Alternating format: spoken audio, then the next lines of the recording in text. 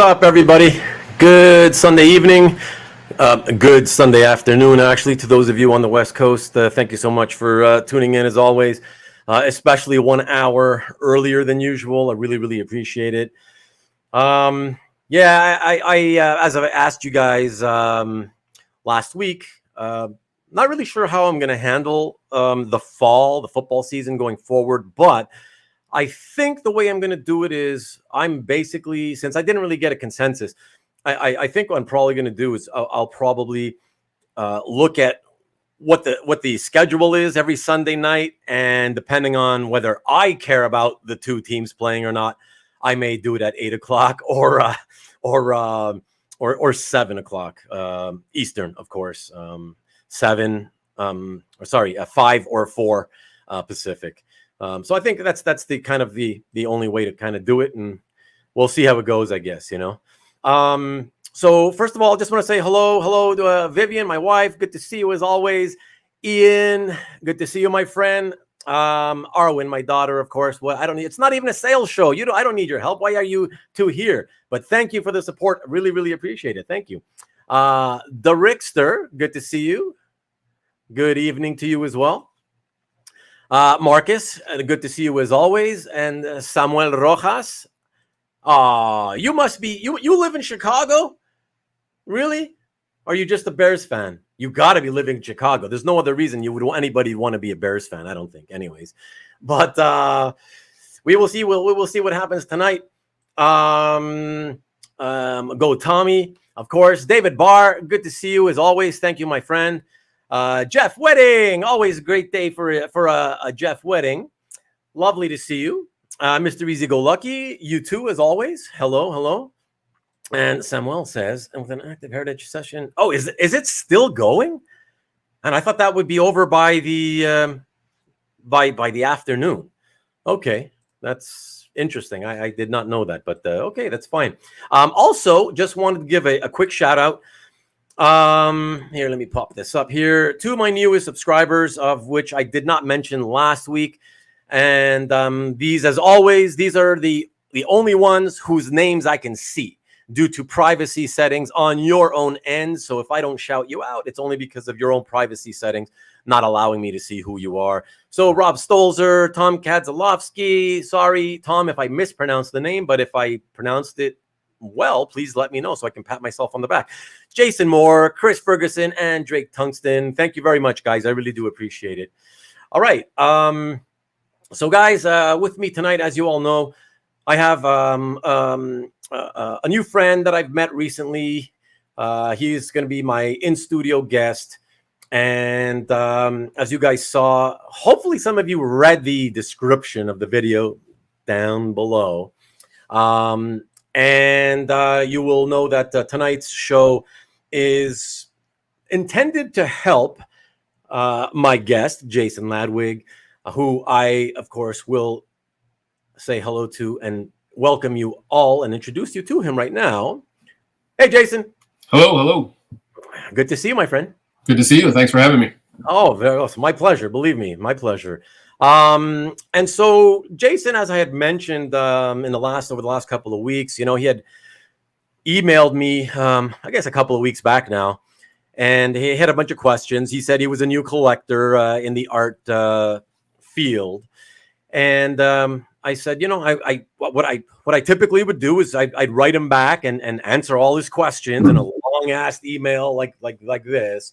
And then it sort of occurred to me. I said, I've been intending to do a few episodes that are focused on trying to help, newer, younger collectors typically. And I thought, well, instead of answering Jason's email, why don't I just ask him if he's willing to come on, and we can turn this into a sort of help session for him, but hopefully at the same time create a video with which other newer collectors, newer to the hobby, could either catch it, whether they're here watching live tonight or later on rewind, which is when, of course, most of the views come in anyways, and of course, being that the video stays on YouTube permanently, I think that would be it's a nice way for eventually newer collectors can sort of, just by doing searches on YouTube and whatnot, they can find the video and it'll be a sort of a self-help thing at that point, so that's it. So real quick, let me say hello again to Ronald Shepard. Good evening, my friend. Lou Sarah, good to see you as always as well. Mikhail, evening to you. And John Brown, good evening to you. All right, so I guess, guys, what we're going to do is since today is primarily going to be about us, and I say us because I count you friends of mine in the chat. A lot of you guys are veterans like myself, and so I want to hear from you guys as well. Once I pose, the questions that Jason has already posed to me, which what I've done is I've created slides with the questions that he had sent me through email, and we'll pop them up on screen. We'll read them out, and and I'll give my opinion, but I also want you guys in the chat to give your thoughts as well. And it's always good that I'm not always right, and it's good that Jason and other newer collectors know that they get sort of different perspectives from different people, different areas of the hobby. So that's how we're going to do it. Lee, good to see you. Thanks for showing up. And Lee, by the way, you got to tell me, I'm not really quite sure what made you think that tonight's show would be aired on somebody else's channel. Lee had emailed me about a couple of hours ago and wondering, are you doing your show on Nick's channel tonight? Are you doing it on this other channel? I'm just like, why would I be doing it on another channel? But anyways, let me know why you were confused, Lee.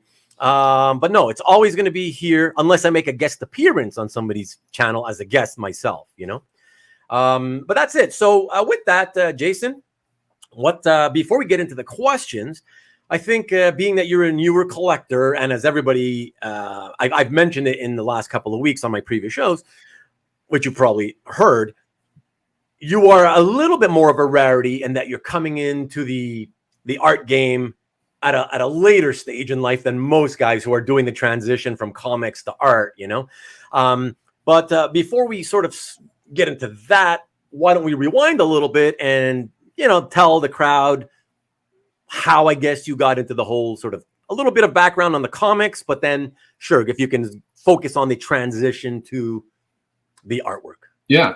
So I'm about I am 48. So I started collecting in the early 80s. I was about 10 years old when I started collecting on a regular basis. And the artwork never occurred to me at that age. It was all about the book and the story and just following along each month and each week. And then like a lot of us, I think I had a hiatus of collecting in the 2000s and kind of started getting back to things about 2015, 16, and had not been to any big Comic Con until 2020. And so right before the pandemic, I was at C2E2, which would have been my first big con in a long time. And at that point, I had achieved my main comic collecting goal of having a complete run of Uncanny X-Men. And so I was hunting. I was looking for new stuff to get in. And not necessarily new comics. If I could think of something that really kind of got me hooked, but like a lot of folks, I think tackling a book that extends back to the Silver Age is financially daunting if you're going to take that on. And if you're a certain age, like we are, some of the new books just don't hook you the same way. Right. So looking for something, and still dabbling in comics. I still definitely will not give up that part of the hobby, but wandering through Artist Alley was a new experience for me. And started seeing some people displaying their art, and saw, as I mentioned, a page by Adelso Corona that had Sentinels on it. And what X-Men collector doesn't like Sentinels? True. And can we just, for the benefit of everybody listening and watching, just so we can continue, especially for me too, I like to keep with the timeline and understand the timeline. So at this point, you're what age? I am about 45-ish or so, 45, right. 46. Okay. So it's just a few short years ago. Yeah. And so, and like I had mentioned before, I had one other experience at a con long time ago where looking at the flyer, I thought, okay, so the artists are going to be there. Who cares? You know, why would I be into that? I'm looking for the comic book dealers. I want new books. And I want to kick myself now for that missed opportunity. Yeah, and so now I'm always looking at the list of what artists will be at a con. And yeah, I'll get to the dealers eventually, but now it's who's And by the way, Jason, Not So Nice Art says, good thing original art isn't financially daunting. well, so that's a new thing that I'm finding out. And yeah, it's a whole different level of daunting. Yeah. Okay. And so you found this page by Adelso, the inker. Mm-hmm. You end up buying it. Yep. And if you don't mind, I don't know if you mentioned it, did you mention how much it cost you? So it was around $600 or so. It was a full page, splash and 3 big sentinels staring down, characters from the Major X title that had been out, I think, a year or so before that. Okay. Fair amount of work into it. And I was new to the hobby, so I didn't know what I could talk down an artist price-wise. And right. So, but it just spoke to me, and I had to have it. Right. And so let me ask you this, because this is good for newer collectors as well. I guess they can relate to this, right? You're a new guy in the art scene. You haven't bought anything. You're at the show. You see, you start flipping through the artist's portfolio. Mm-hmm. You see this page, and it's $600. You like it. It's a splash. So you did clarify, at least it's a splash. And you decide, you know what, I really like it. I'm gonna go for it. And you didn't bother to ask the guy for a deal, whatever. I mean, listen, if you did, maybe you get it for $500. Maybe he says, no, those are the price, whatever, right? Right. Best case scenario, you save $100, not a big deal, right? Right. So it was okay.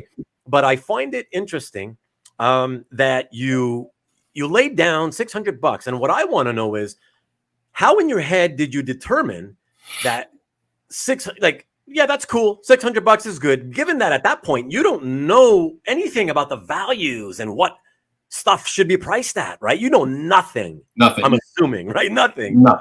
Right. So in your head, how do you sort of justify, yeah, this is cool? Was it just a question of, I mean, I can afford it, and therefore I feel good spending it, no problem, I guess I'll buy this piece for myself?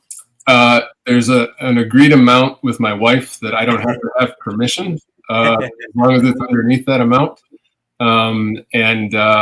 So yes, it was something I said, I really want to have that piece, and it was an okay amount to do. And so, yeah, that's how it happened. Okay. And Lou says, I just started collecting original art during the pandemic. And Lou, I'm curious. I'm always curious about these things. Would you mind telling me how old you are right now, Lou? I'd appreciate it. If you don't have to, but if you feel comfortable, I'd appreciate that. I'm curious. And Marcus says, did he have expensive taste for comics before? So why don't you answer that? Increasingly, yes.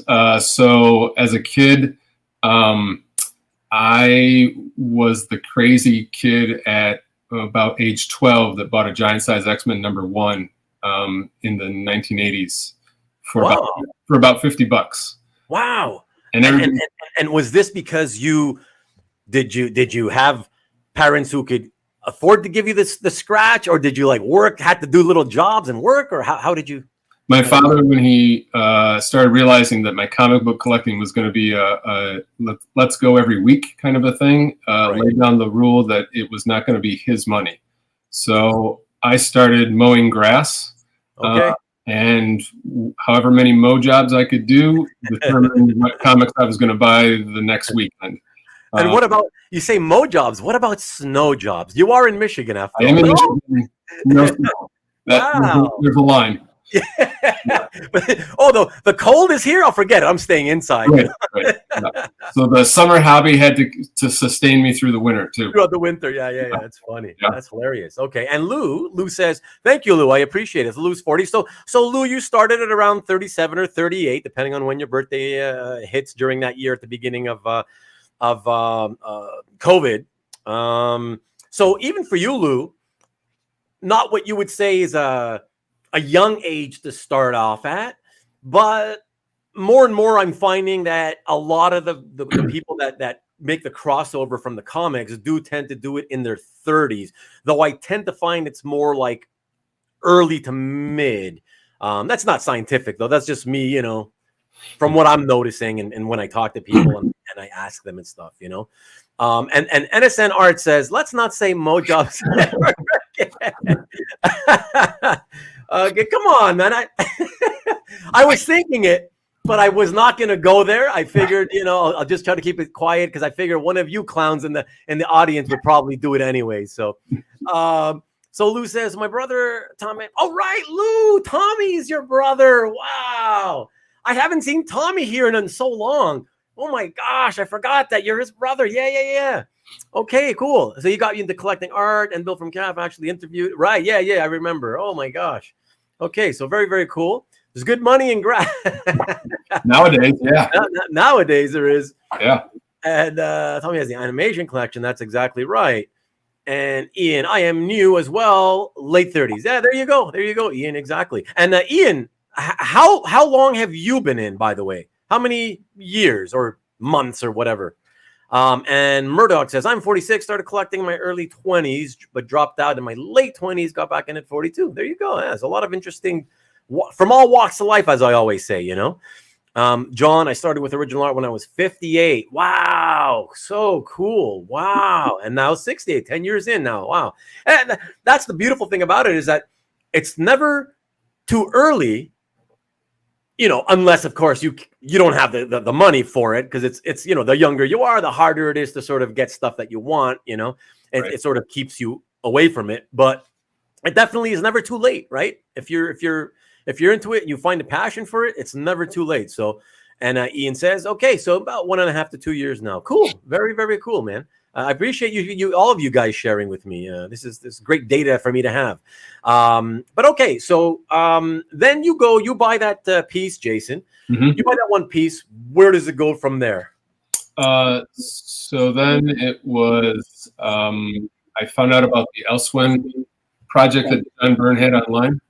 He's talking about that X-Men Elsewhen. That's the for those of you who don't know, it's a project, an X-Men project. It's a monthly book, believe it or not, a monthly book. John Byrne is writing and penciling. Nobody's inking it. And he did it with the intent to try to sell the concept to Marvel. They did talk about it. They couldn't come to an agreement. I don't know the reasons. He hasn't told anybody the reasons. And believe it or not, even though it fell through with Marvel, and of course, nobody else can publish it since it's the X-Men, John has continued to write and draw the book monthly as if he were getting paid for it by a publisher. And he's up into the whatever. And last I checked, at number 35 or something in that range? He just finished issue 32, and apparently that will be his last. Oh, okay. I did not hear that. Interesting. Yeah, some health issues have kind of come up, and I think some other things. And so he just decided that he was going to stop at the end of issue 32. Interesting. Okay. And look, we have another David McPherson. Hi, David, by the way. Started about 17 years ago. Okay, so you were about 35, mid-30s. There you go. Yeah, mid-30s, cool, and 52, and still going strong. Cool. Thank you very much for sharing. But that's it. So you saw this as a big X-Men fan. Yeah. John Byrne fan, obviously. He's doing this X-Men project. You're thinking, okay, I've looked around online enough to know that the X-Men pages from his original Uncanny X-Men run are through the stratosphere. Right. But I can get this stuff, yep, which is affordable. Yep.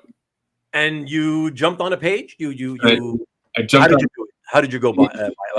So I found out from his forum about Jim Warden, who's his art dealer. Right. And then reached out to Jim, and then reached out again, and reached out some more.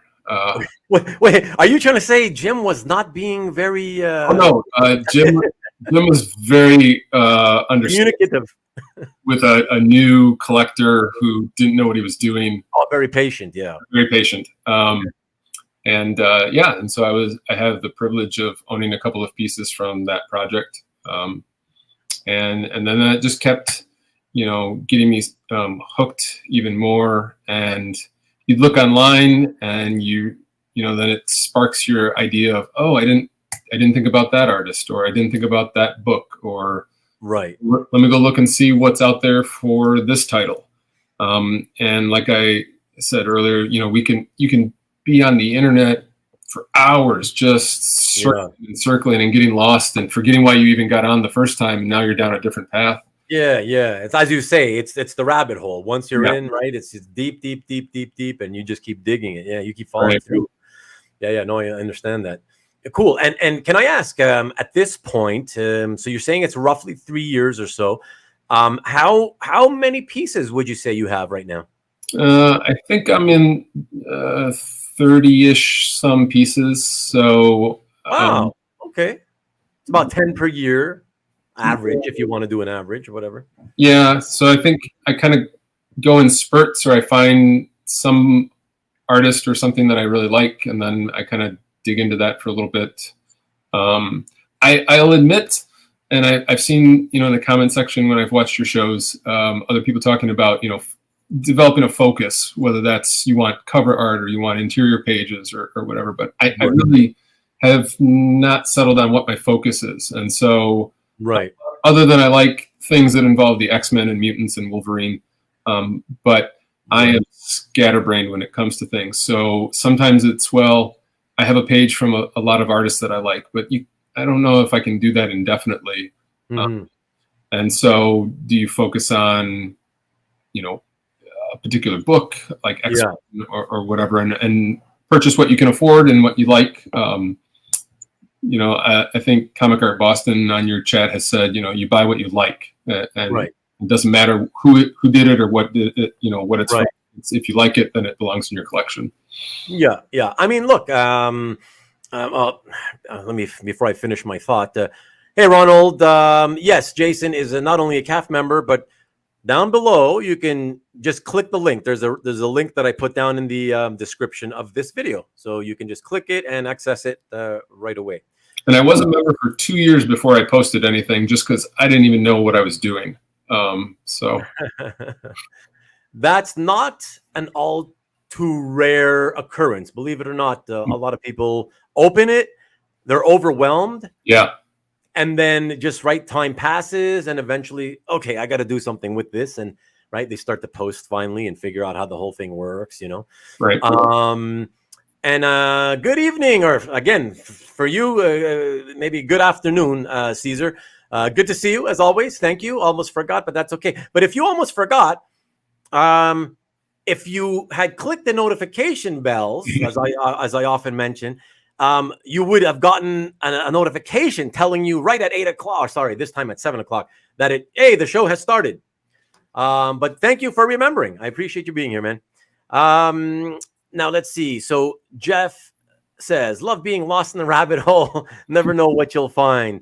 There is. Listen, I will say, people when they are newer and they say, "Oh my gosh," and then how quickly I went down the rabbit hole.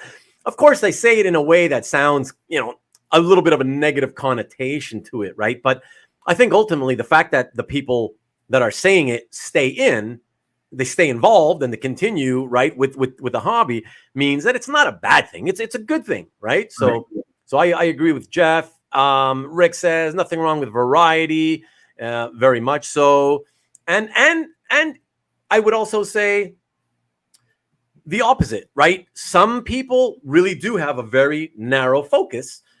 And, Alberto Gonzalez, not here right now, but he, as you all know, he's a Captain America guy. I mean, say what you will, he's all about Captain America, right? So, and he's been in the hobby a long time.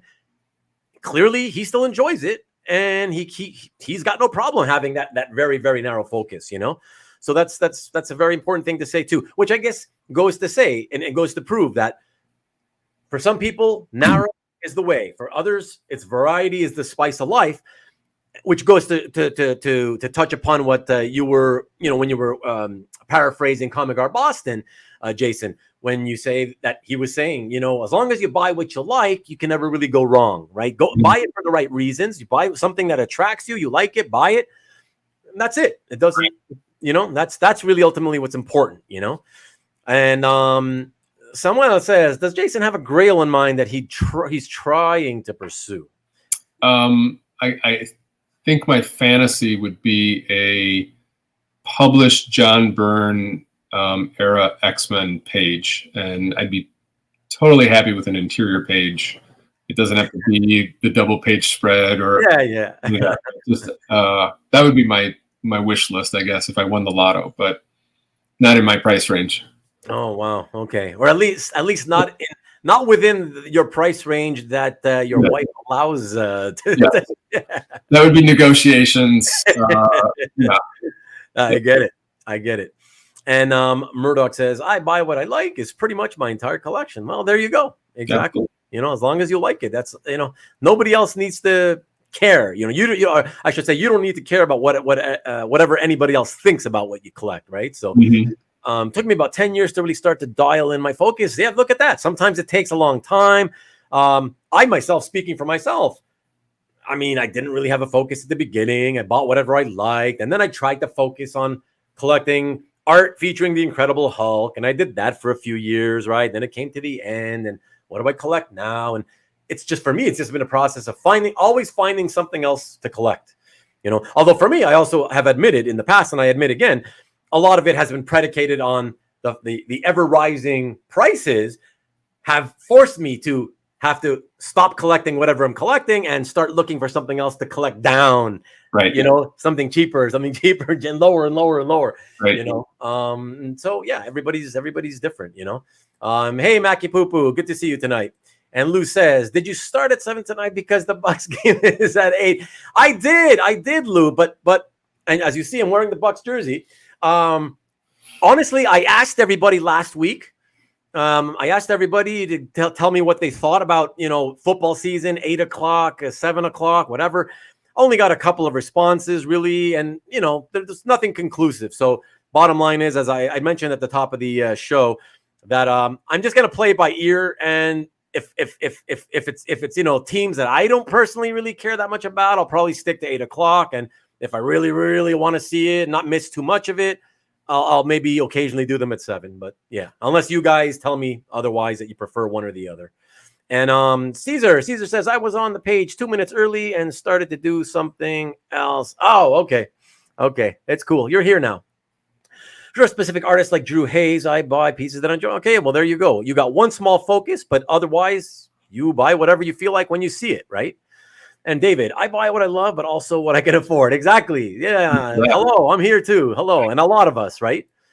And Murdoch says, some artists I just want a piece from. One piece and I'm happy. Yeah, I'm all familiar with that. I try to find action figure card art because I collected the toys growing up. Yeah, that's a very, very specific focus, but a very fun one too. It's as a fan who doesn't collect that kind of stuff, I like seeing collections like that because it's so different from what everybody else is doing, Sure. Okay, so Jason, shall we get into the first question that you guys that you had sent me? Sure. Okay. All right, everyone. So I'm going to pop up the first question. I guess kind of a two-part question here, and we'll handle the first one first. Of course, everything will be in order. So Jason had said to me, you've discussed blue lines, but considering other products. One, what are color guides and are they considered original art? Okay, so let me take that one, and you guys in the chat feel free to say whatever you want to say.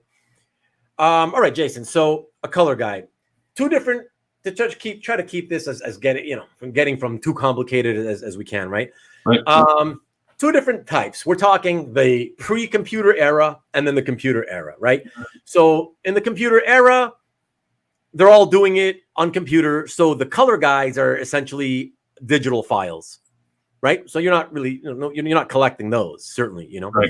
So in the pre-computer era, the color guides were essentially what they would do is they would take the original art, they would photostat it. I should just say photocopy it, right? At a reduced size, typically 8.5 by 11 or even 7 by 10 comic size, pretty small. And the colorists would simply hand color the photocopy, right? So when you see a color guide, like Heritage has gotten into, color guides, and that's part of their Heritage and Comic Link, both. They've been auctioning color guides. And when you see that it's roughly 8.5 by 11 or smaller, it's all you're getting is the original hand-drawn colors.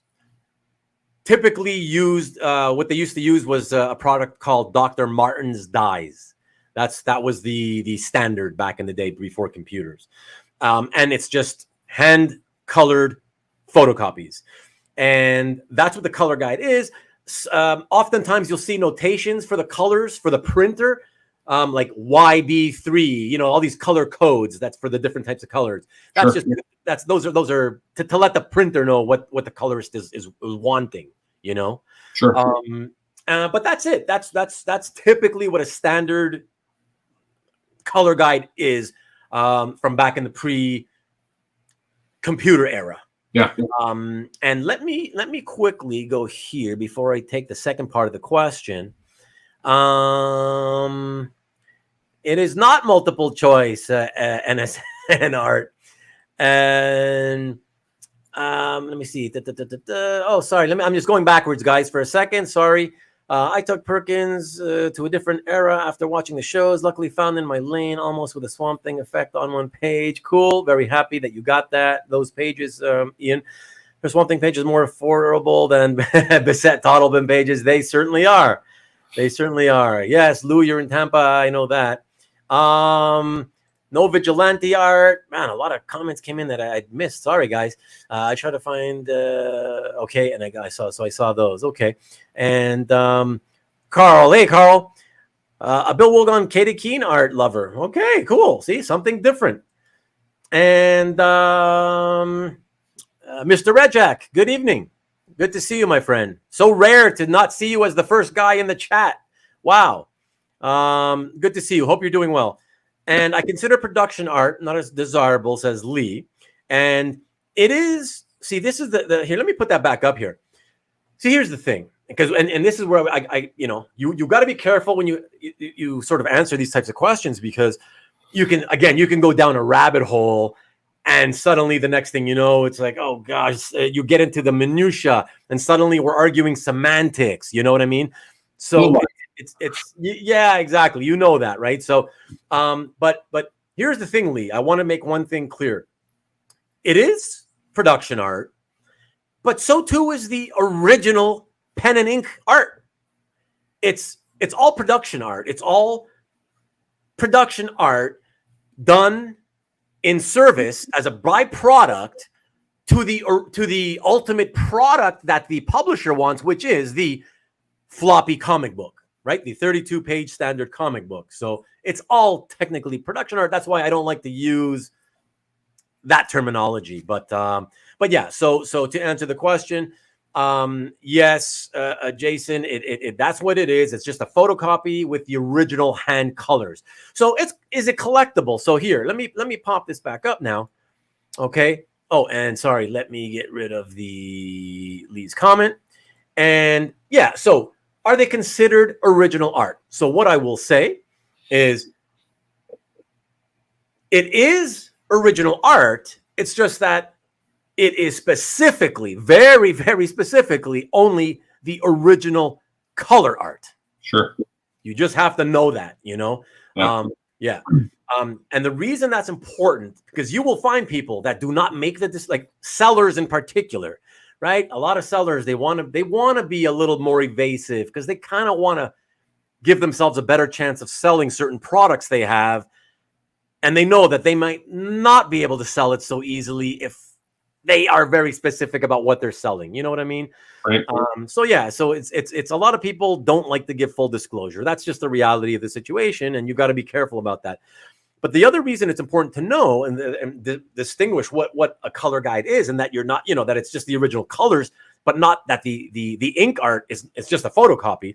The reason is because you will occasionally find the original art pages from the 80s or 70s, typically 70s and 80s. So, you know, the standard 10 by 15 to 11 by 17, right? The pen and ink art, and they're hand colored. Okay. It's because in the 70s, from the latest 70s into the, I want to say from like 77 to around 83, 84, it was a thing. Like some collectors would buy a page of art from an artist at a con, right? And they would think, but it's colored in the comic book. Why is it black and white? So they'd go down the row of artists. Oh, look, there's this colorist here, Steve Oliff or whoever, right? And Ernie Chan sometimes, you know, and hey, can you color this? Sure, I'll color it, right? So you will see original art pages that are original pencil, inks over the pencil, and then original hand colored on top, or, you know, not on top of the inks, but in the lines, right? Between the lines, whatever. But that's important to distinguish that, you know? Cool. And real quick here, exactly, Marcus, that's what I said before, that everything is production art, right? It's all a part of the process in order to make the final product, which is the comic. And I meant, okay, did Lynn Varley do color guides? Would they be worth anything? So, I mean, you know, this is where we get into the exceptions to the rule. They weren't what you would, I guess, say color guides, because it wasn't necessarily like, oh, here, I'm going to put notations to let the printer know what colors I want. It was more, you know, she was doing painted colors, airbrushing, you know, or hand coloring with airbrush in the background. So of course, they have some value. I don't want to get into that now, David, as I don't really follow that stuff, but people have sold those before. They are on the market. They do sell. So yes, they definitely have value. Listen, these days, almost anything that's part of the production process has value. You know, varying levels of interest within the hobby, right? But everything seems to have some sort of value. And Mr. Red Jack says, watching the Vikings win against Green Bay and also losing out on my Heritage auction piece. Sorry to hear that, man. And Maki Poo, I have one Color Guide Transformers page, and it was given to me as a present by Nel Yomatov, the colorist, the old colorist. Yeah, I love it as much as my original art pages. There you go. Hey, if you love it, that's all that matters. Yeah, that's awesome. But Jason, just to sort of finish this question off, I will say that they're collectible because certainly people do buy them.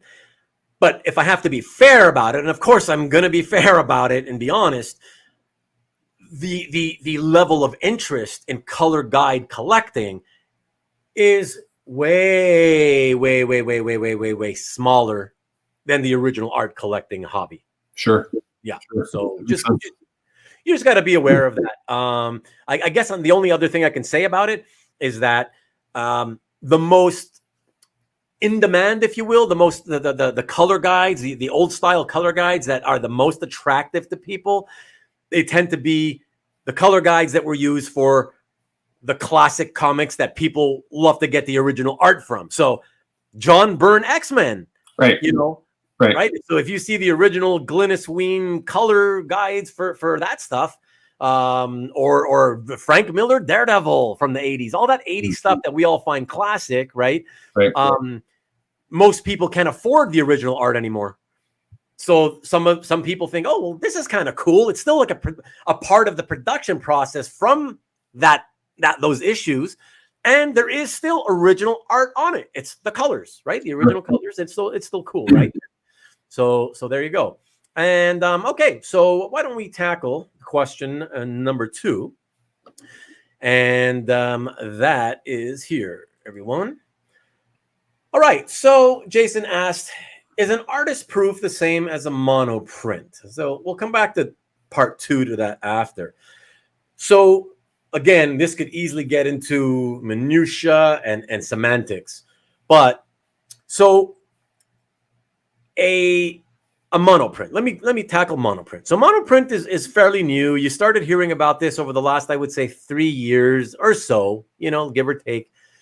What it basically is it's a print. It's just a print, right? So the artists who work digitally and have no original art to sell, what they came up with is this idea that, hey, what if I were to make a high quality print of the original art, but I promise I will only ever print out one copy of that page, and I'll sell it. I'll sign it one of one, right? And I'll sign it, and that'll be it. And that way, anybody who likes my art from this book that I'm doing, they can still buy the art, right? And it still feels like, okay, it's one of one.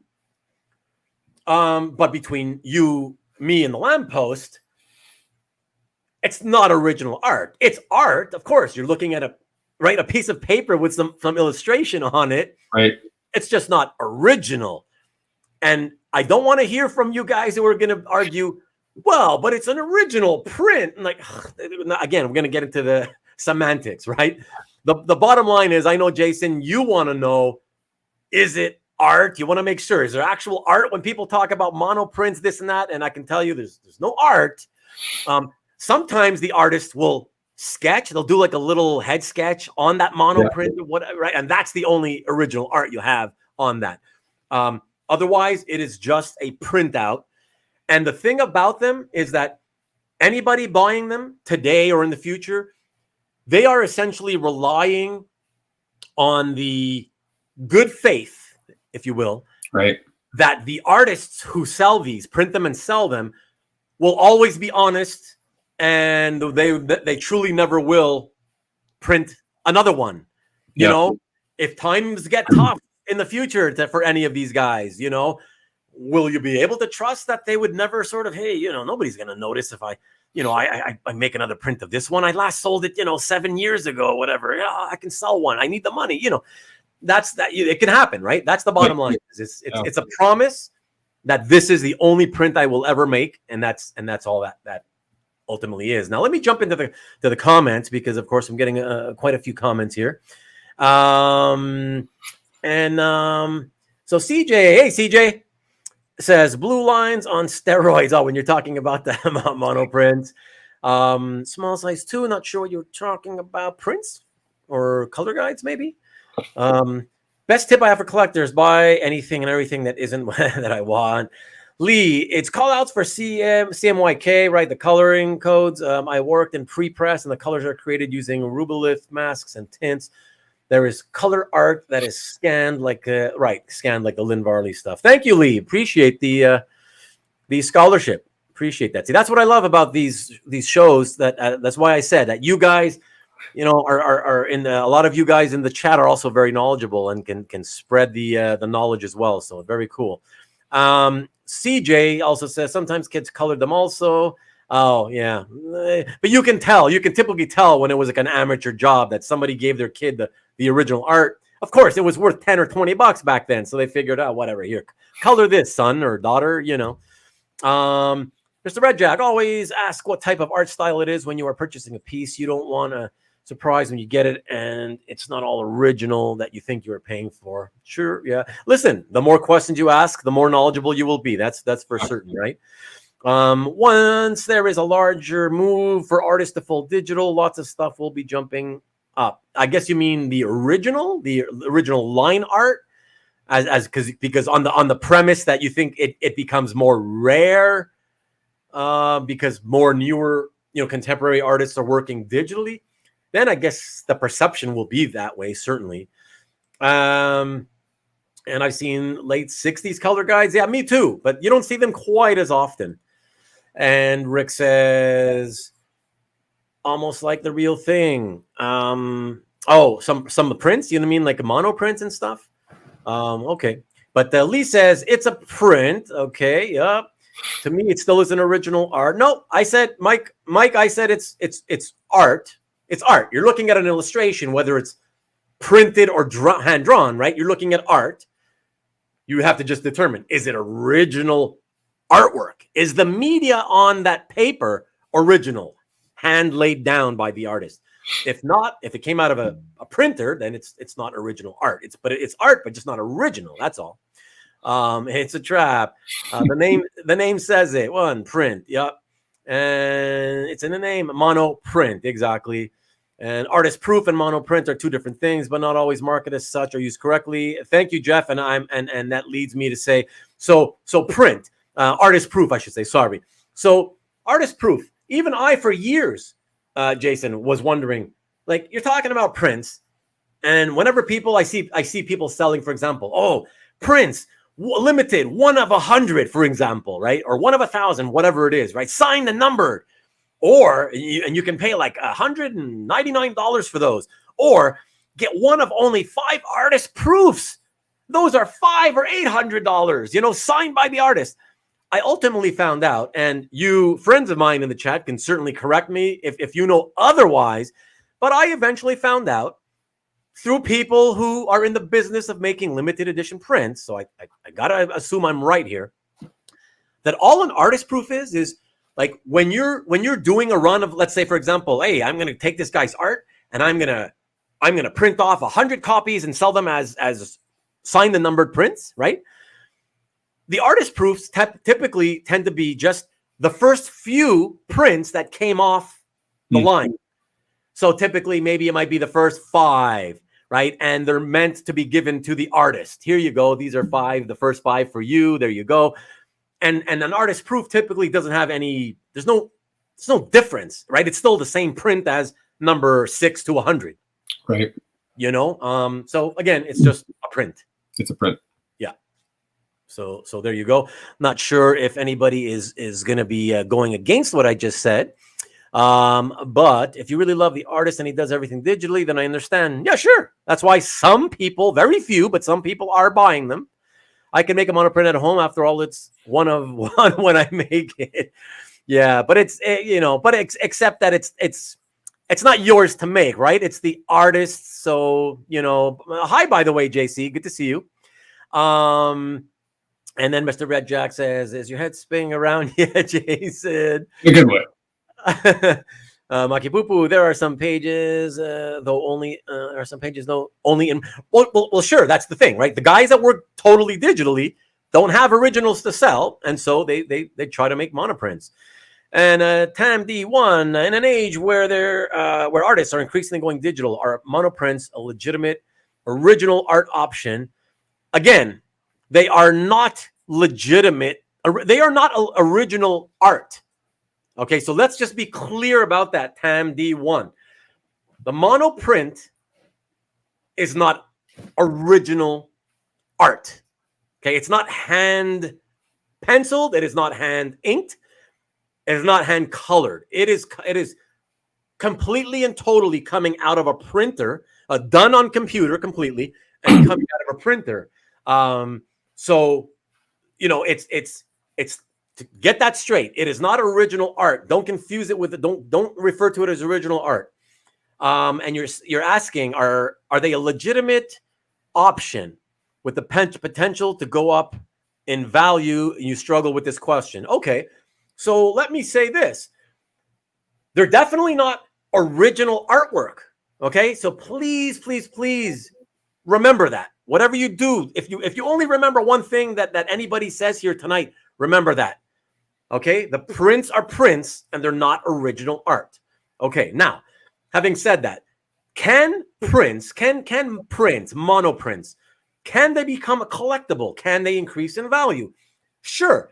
Like anything that is made as a collectible, it has the potential to ultimately be collected, and a market can be made for them, and eventually they may be able to rise in value. But like any other market, it would have to be based on the laws of supply and demand, just like the stock market, right? If you invest, right, typically everything goes based on supply and demand. So with the monoprints right now, if you're one of the people that are blowing, say, $1,500 to get a monoprint from somebody for a monoprint of a cover that you like, that's great. If you like it, right? It's great for you. Just know that there's not original art on it, right? So that's number one. Number two is right now, at this very time and this day and an hour in the market, do not assume that you will ever be able to get your money back out of it. Right now, we are still in the way too early stages of the monoprint market. So the demand just isn't there enough for there to be an established market, let alone an aftermarket, so that when you want to sell your monoprint, right, that somebody's going to be there ready and happily waiting to take it off your hands. Yeah. So right now, it's really in its infancy. So be very careful how much you choose to spend if you do decide to buy them. Okay. Ian says, I am not for print. Only about 2 has really wanted them and it's never for sale. Okay, cool. Exactly. To each their own, right? Artist proof may mean more than one, which is why I said typically it's the first few out of a print run. Exactly. Giclées are beautiful, by the way. It's a beautiful printing process, especially for paintings. The Giclée printing process is so phenomenal that for anybody who wants to get, say, a print of a painting, let's say it's a famous, I don't know, it could be comic art, but it could also be a famous, I don't know, Michelangelo or whatever, you know, Peter Rubens painting or any of the Dutch masters or Italian masters, whoever, right? That the Giclée printing, it's so unbelievably beautiful, so sharp, so clear that, as to give you an example of how it can fool the eye, if the original painting has, for example, impasto on it, which is to say, when the painter leaves thicker blobs of paint on the canvas, okay, so it's got texture to it, right? The paint is thick and blobby. With a Giclée, a properly done Giclée painting, when you look at it, it fools you, and you think you're actually looking. You think it makes you want to reach out and like, oh, look at the texture. It's amazing. You really could think that it's the actual painting. So yeah, it's pretty incredible. I'm used to the print market more from the gig poster world. Oh, well, there, cool. There you go. And the artist formerly known as Prince. That's funny. The idea is that the freshest part of it's the freshest, right? The freshest part of a screen print is the screens wear down, right? Which is why, you know, the artist proof will cost more because it's the first few that came off from the print run, right? So the ink is at its freshest kind of thing, right? Artist proofs are typically to get up to color. Okay, there you go. Correct. They print off a few to check the quality before pressing the button on the money machine. There you go. Bravo. So monoprint greater than artist proof. I mean, it depends. If you were talking about the same exact piece of illustration, right? So let's say an image of Spider-Man, just for argument's sake, right? Tam D1, an image of Spider-Man by your favorite artist. So if the artist chose to do, hey, I'll do a monoprint of this Spider-Man piece versus, you know what? I think that this, you know, fans have been telling me how much they love this drawing of Spider-Man. I think I'm going to run off a run of 100 prints and I'll sell the first 5 as artist proofs.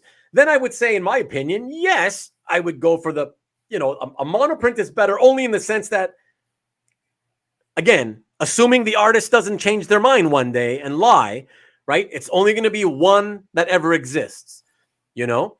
However, don't keep in mind, Tam D1, that monoprints, the guys that are selling them, from what I've seen, they tend to be asking like pretty, you know, original arts level prices for them, you know, because they're going on the premise that, well, it's the only one, so I could still charge $1,500 because it's a cover, you know? And they're thinking, well, I used to sell my original hand-drawn covers for $3,500, so ergo, it's pretty cheap to get one of my pieces for $15 only. You know what I mean? It's so, again, it's I would say in general, yes to your question. However, the price also matters a lot. So it's all going to depend on what you have to pay for it. Because, you know, if the artist proof is only going to cost me $50 or $100, honestly, I'd rather just have the artist proof. And I'm not going to worry that it's ever going to go up in value. I won't care. And if it never does, I don't care because it was only $100, right?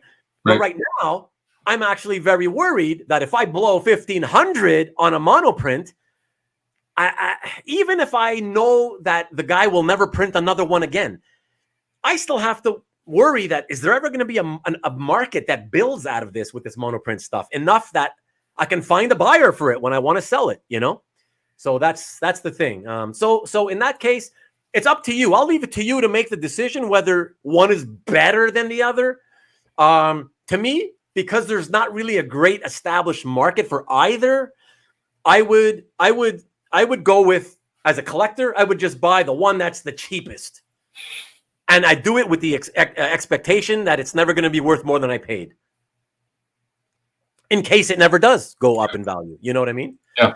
Not so applicable for digital work. Look, there's a whole bunch of, again, rabbit hole things we can do. Explain a giclée on canvas to him. I think that's what I did pretty much. What? Okay, I'm not going to go there. Bottom line, understand what you are buying. Absolutely. But that's why Jason's here, wants to get the information, right? That's perfect. If you are happy with the product and the price, get it. Yeah, very, very much so.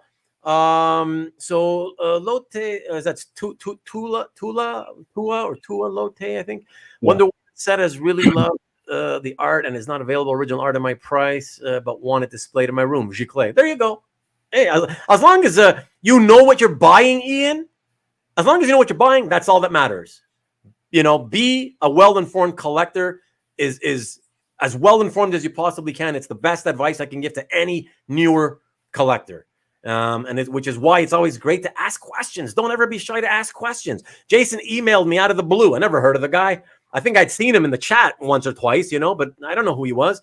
And there you go. He emails me. That's the best thing he could have done, right? Now he's going to be a much more informed collector. Sure, the Andy Warhol, Monroe's, and so yeah. Let's just not even get into it. Of course. But let's stick with comic art. Just to be, you know, to keep it simple. Sure, the Andy Warhol. Oh, sorry. Artist proofs are used to review, right? Which is what we were saying earlier. Is precisely right to what is being said. It's the first ones off the line that get approved, right? And then, yeah, exactly. Thank you, JC. Mr. Red Jack, people bought pet rocks at one time, so you can sell anything at this point. That's very, very, very true. And Murdoch, once the art is digital, the original rests on a storage device. And there you go. Do artists that have gone digital from traditional ever express regrets from a lack of original art sales? Well, you know what? I've heard them. I wouldn't say they regret it, CJ, because the fact is they're not stupid. They know that by going digital, what they gain in speed in order to allow themselves, that's why most of them do it. It makes them, it gives them a speed advantage. It lets them meet their deadlines much more easily, right? So they know that they're not going to have original art. So if they really regretted the original art issue, right, of not having it to sell, believe me, they would just simply go back and draw them by hand, you know? So, I mean, sure. Can you say they lament? Some of them kind of lament on a certain level the fact that they don't have the originals to sell. Yeah, sure. Some of them lament it, but not enough to obviously go back because they continue to work digitally, right? And yeah, that's my point, Chuck. Pretty easy to duplicate a monoprint. That's my point. That's why you got to be willing to believe it will remain the only one that the artist ever prints out. Monoprint sounds like a survivor from Krypton. Oh, my buddy, what is up? Hey, good topic. Thank you. I appreciate it. Yeah, I always think it's great to help newer collectors, man. It's look, I want to leave this hobby when it's my time, leaving it a better place than I entered it. And to me, that just essentially means more well-rounded collectors who know more about this stuff and who know more so that they can eventually pass on the knowledge that they accrued from, you know, guys who came before them down to the next generation who comes up. And, you know, hopefully that continues onward and onward for many generations. And Samuel, if an artist you like only offers mono or otherwise, you just have a decision to make. Exactly. And hey, Stanley, where's Stanley? There's Stanley. Why do some monoprints add color? Sorry, Stanley, I don't know what that even means. I don't even know what that means. So maybe you want to clarify if you can, and I'll catch the clarification after. Mitch Gerards was adding original remark to his Strange Adventures mono. Yeah, that's what I was mentioning to Jason earlier, right? That sometimes they'll still do a little quick head sketch, that kind of thing. It's a little middle ground, whatever. But it's still a print with a little head sketch, if you will, you know. And mono is indeed the kissing disease. A lot of manga are digital. Okay, yeah, I didn't know that. Went to the Baltimore Museum. They had inkjet prints as art in one of their shows. Okay. What's up? Hey, Ranga. What is up, man? Good to see you, bud. And of course. And what do we got here? Okay. David from all the way in the land of Oz. David's in Australia.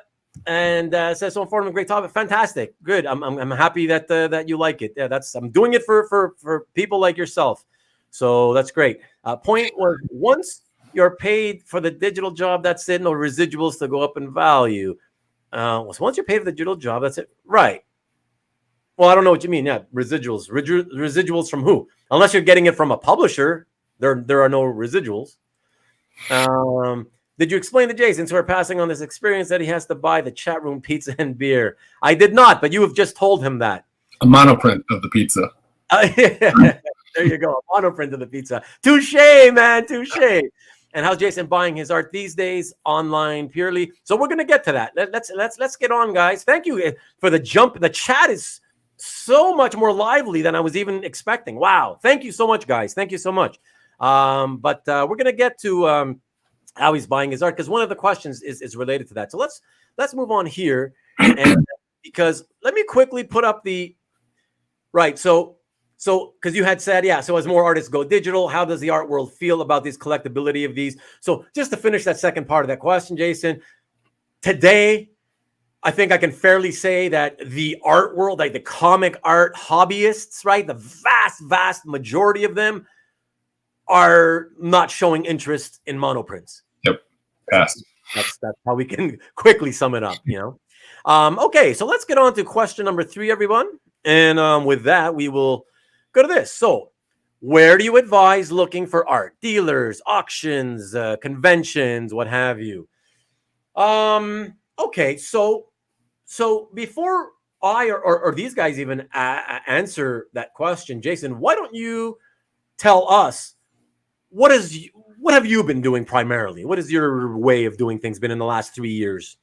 Yeah, so if I can pick up something at a convention, I'd love to do that, because I like to see it in person. I like to, if it's a dealer, I like to talk to the dealer and ask the questions, or if I can get it from the artist, I'd love to talk to them. With the pandemic and everything, and everybody mostly being at home, I would say I predominantly am hunting online, and I almost always am going through some sort of dealer's website. I look at eBay, but I've heard horror stories about eBay, and somebody, either it doesn't come or it isn't what was advertised. And I'm not savvy enough, I don't think yet, to, from just pictures on an eBay posting, always know that it's legit. So I feel a little bit better if it's a dealer's webpage that has a reputation or has other repped artists, or I find it on CAF as a dealer, because then I know that it's it must be around, and other artists and other collectors have obviously dealt with them. So then I feel more comfortable, and that's probably how I buy most of my art. Okay, yeah, because Samuel says always good to haggle with dealers. Murdoch says, I spend 2 to 4 hours a week looking over eBay, various dealers, and comic art fans. Samuel also says that there are Facebook groups as well for buying and selling. So by any chance, are you on Facebook, Jason? I'm not. A few years back, I got off of Facebook, and it was one of the best things I did. Yeah, I know what you mean. I spent the last 2 years trying to make efforts to stay off of it as much as I can, because it was such a time suck. And I finally managed. I check in every day, but I'm there for only 15, 20 minutes, whatever, as quick as I can, in and out. Nobody gets hurt, Right. Yeah, so that's it. But here's an interesting answer by one of my old-time collecting buddies, Caesar. So Caesar says, he gets them everywhere but auctions. That's really interesting, Caesar. Maybe you can follow up for us because, first of all, number one, I was not aware that you are an avoider of auctions. I'm kind of you're kind of blowing my mind. Are you really avoiding auctions, Caesar? Because okay, and if so, why? And I'm wondering, is it simply because you find that it's so expensive and it just feeds the beast? Everybody, I mean, I know it's expensive, but then again, I feel no matter where you get it, I find the art's expensive. When I've looked online, I do notice like the buyer's premium on certain sites seems to be pretty high, and that scares me away from certain. Because now you got to figure out, well, what's the price that including the buyer's premium would be my max, and you can easily go past your max because you get caught up. So right, so not so nice art. He says Caesar no longer goes on auctions because he knows that I'll be sniping him. That is not true at all. Although I will go after some DC stuff, and Caesar's a DC guy, but and we do have some stuff in common that we do like, but no, that's not it at all. But I will say so the thing about and this is to you, Jason. The thing about the buyer's premium, and this is what I like to tell everybody. I like to try to teach this to everyone, man. And I don't know, it doesn't seem to stick with a lot of people because I have to keep repeating it. So here's the thing, my outlook on the buyer's premium. Okay. So first statement I want to make. Buyer's premium, and let's not play games. We're talking about heritage. Right. Okay. So buyer's premium, 20%. Seller's premium, 20%. Okay. Let me just say this as clear as I can. The buyer's premium that you hear about, that you see, on Heritage, man, it's so cleverly devised. But I got to tell you, for us as collectors, it really is not a buyer's premium. It is actually a seller's premium. And here's hopefully I can make this as clear as I can without going too long-winded. Now, 99.9% of collectors who are bidding at Heritage, okay, let's say that the item you're going after, in your mind, you're like, yeah, those things tend to go for, say, $800 to $1,000. As a, for argument's sake. Mm-hmm. Okay, so it tends to have a range, right? Everything has a range. Nothing has an exact price value, right? So 8 to 1,000. So in your head, you're thinking, all right, so the top end for that should be around 1,000. What you want to be doing, if you want to sort of increase your chances of winning it, is bid so that you ultimately pay out of pocket slightly more than 1,000, whether that's $1,020 or $1,079 or some other weird number, with the thought in mind that, other people clearly also know it's worth about $1,000 at the top end. They're also going to probably want to give themselves the insurance of, I'll put 1,020 or 1,074 or whatever, Right. But the thing about it is everybody, or I should say the vast majority of people, are calculating. For example, if you're not bidding live by hitting the big red button, right? Bid, right? If you're putting a bid in as a proxy, for example, people who do that, they're calculating, okay, let's say I want to bid. All right, it's at top, it's worth about 1,000 a top. I'm willing to go 1,100. All right, I should be able to get it for 11. What they're going to do is they're going to put in like $900. They're going to calculate ahead of time, 900 plus the 20% equals blah, blah, blah, right? And they'll round it up to whatever the number they want. So most people are factoring in that buy premium anyways. You understand? So that's why I'm saying when I call it a seller's premium, it is a seller's premium because as a seller, not only do you get charged, let's say if you don't negotiate with them, you get 20% off the top, right? A seller's fee. But the buyer's fee, as they call it, right? It doesn't come off. Like, let's say you won the item and you won it for $1,050, right? In order to get to $1,050, the person who won, and you in this case, you ended up entering something like 900 and change, right? In order to get to that, 20% extra gets you to whatever 1,050. But the seller is not gonna get it's their fee, right? Their fee is they're gonna get the 900 and change minus the seller's fee, right? The seller's fee comes off of the 900, the number you entered before the premium. So they're getting burned. The seller is actually getting burned twice. Yeah, good point. Are you following? Does it make sense? Yeah. Right. So that's why I keep saying to people who who are like, man, they keep jacking up the bidder fee. And I'm like, who cares? We're all factoring it into our bids anyways, And okay, I'm talking about proxy bids, but let's talk for a second about bidding live with the big red button. If you're live and you're just, okay, bid, yeah, you're going to get caught up. You might get caught up and you bid more times and you click that button more than you want to. But you got to be smart and look at the number, the one that includes the premium. Because you have the number that includes the premium showing, right, but it also shows you pre-premium, You got to be looking at the one that includes all in, bottom line. Yeah. Otherwise, it's kind of a sniping premium. You forget about, you're just trying to get it, and then yeah, premium. Yeah. Okay, let me jump in here, guys, because of course I know you guys are throwing in some really great comments and stuff. So big premiums, but got my piece on Heritage. Okay, well, hopefully some of you guys who like Jason think that you're worried because of the buyer premiums at Heritage. Hopefully you understand if you're bidding correctly the proper way, it shouldn't affect you. I'm never worried about the bidder's premium. I just factor it into my bids, no matter how high they go. It's the bidder, that's the seller that keeps getting screwed. Yeah, it's the juice. The comic art tracker is also very helpful. Although I don't know about you guys, but for me, I'm getting really pissed off because comic art tracker, I get their daily alerts.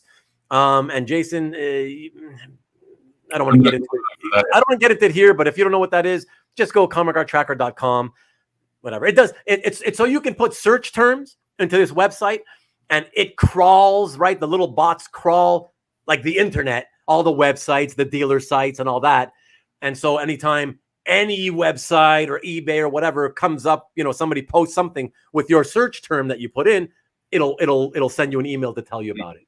Very helpful. I just wanted to say, Samuel, that for me, for whatever reason, it never works. Like they'll send me the update, the email every day, but when I click the link to my search, to see what they found for me, the link just takes me to the comic art tracker search page.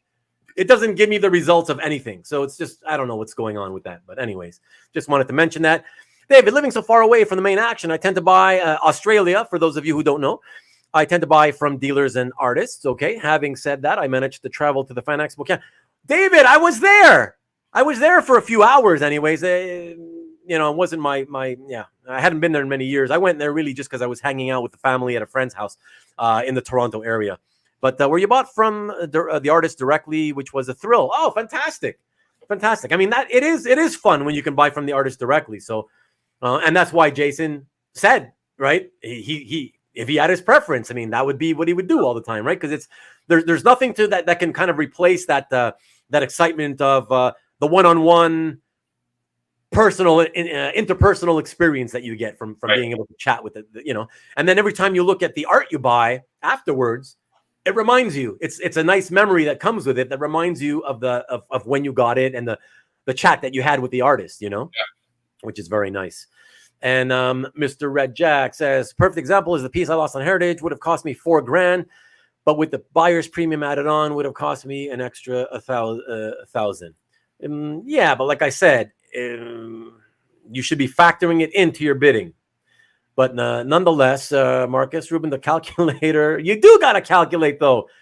Plus on Heritage, you're paying tax as well. But you know what, Chuck? The reality is these days, I mean, a lot of the dealers are charging tax. I mean, unless they're, sweeping it under the carpet, so to speak. They've been, Albert, for example, you look at Albert Moy, I mean, I remember in the 2000s, he was already like when I was going in the first half of the 2000s, and I was going to the Chicago Con when it was Wizard World. I bought something from him at the show, and was like, "Oh, I got to charge you tax," So yeah, so dealers charge tax too. Not all of them, right? Not all of them. It's true.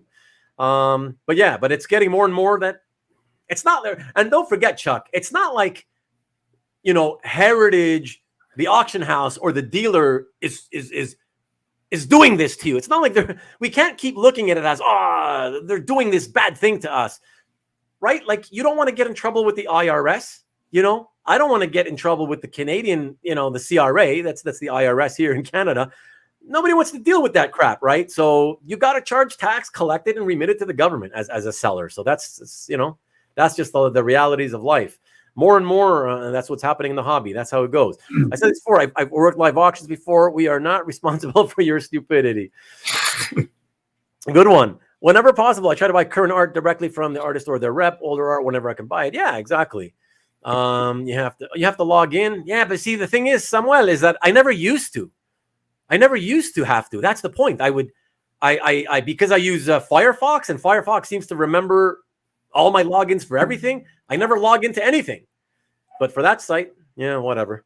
So Lowell says, Heritage clearly shows you the premium as you bid. Right, exactly. I don't see the problem. Right, bid with that premium that is showing you as your price. Right, exactly. That's my thing. Look at that button that's showing you all in, and then you're good.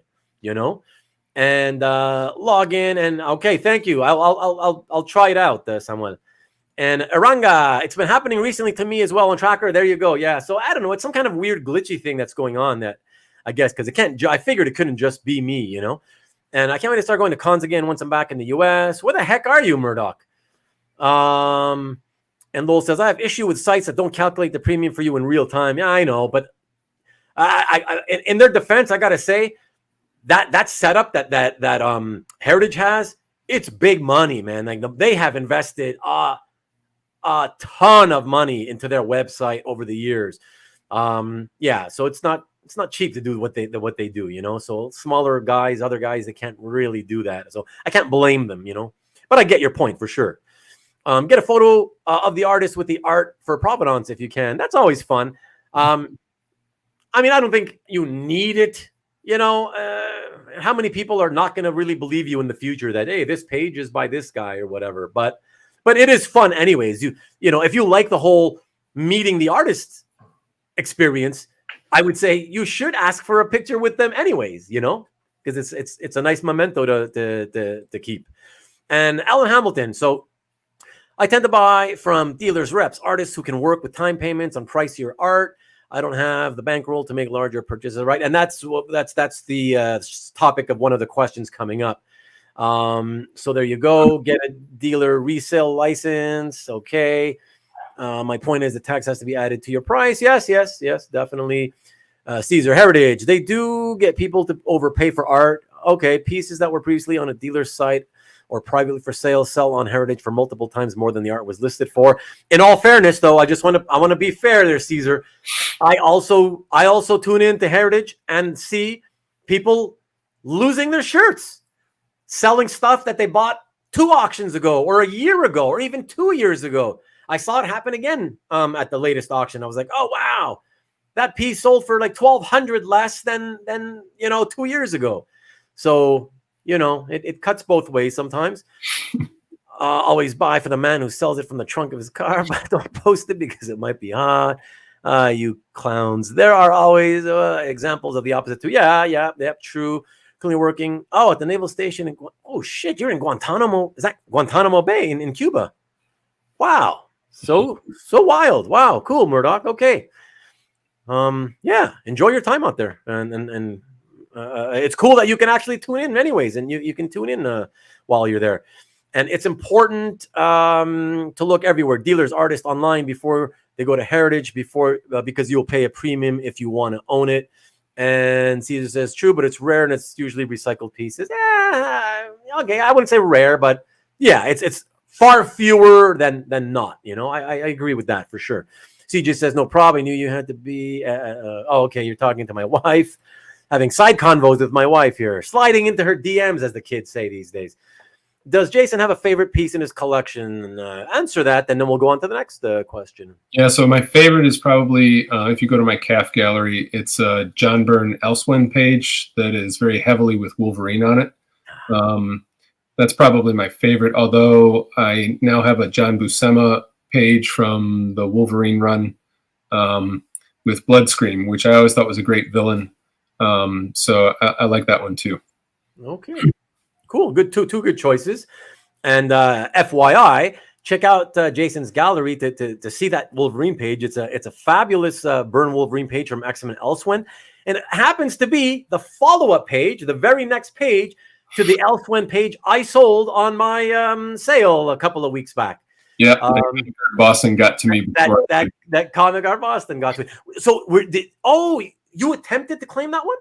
I did not attempt to claim it. I had it in the chat, and I was about to push, and my wife gave me a dirty look, and so that's funny. Okay, awesome. Okay, so let me quickly bring back the question, because so what do you advise looking for? So you know what? So dealers, auction shows. So my advice, and now that we showed everybody in the chat's advice, is the same. Honestly, you kind of answered your own question, Jason.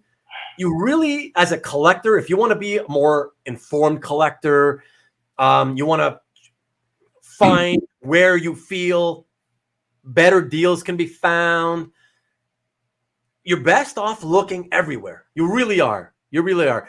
And even if you find, like, if you're still stuck on the idea that, oh, well, you know, Heritage with the buyer premium, blah, blah, blah, all that, even if you still feel that way and you don't really want to bid much with them, if you will, I would still say, if you can, make it a point ahead of the auction to look through the stuff they have and hit the track button on the lots that you're interested in. Mm-hmm.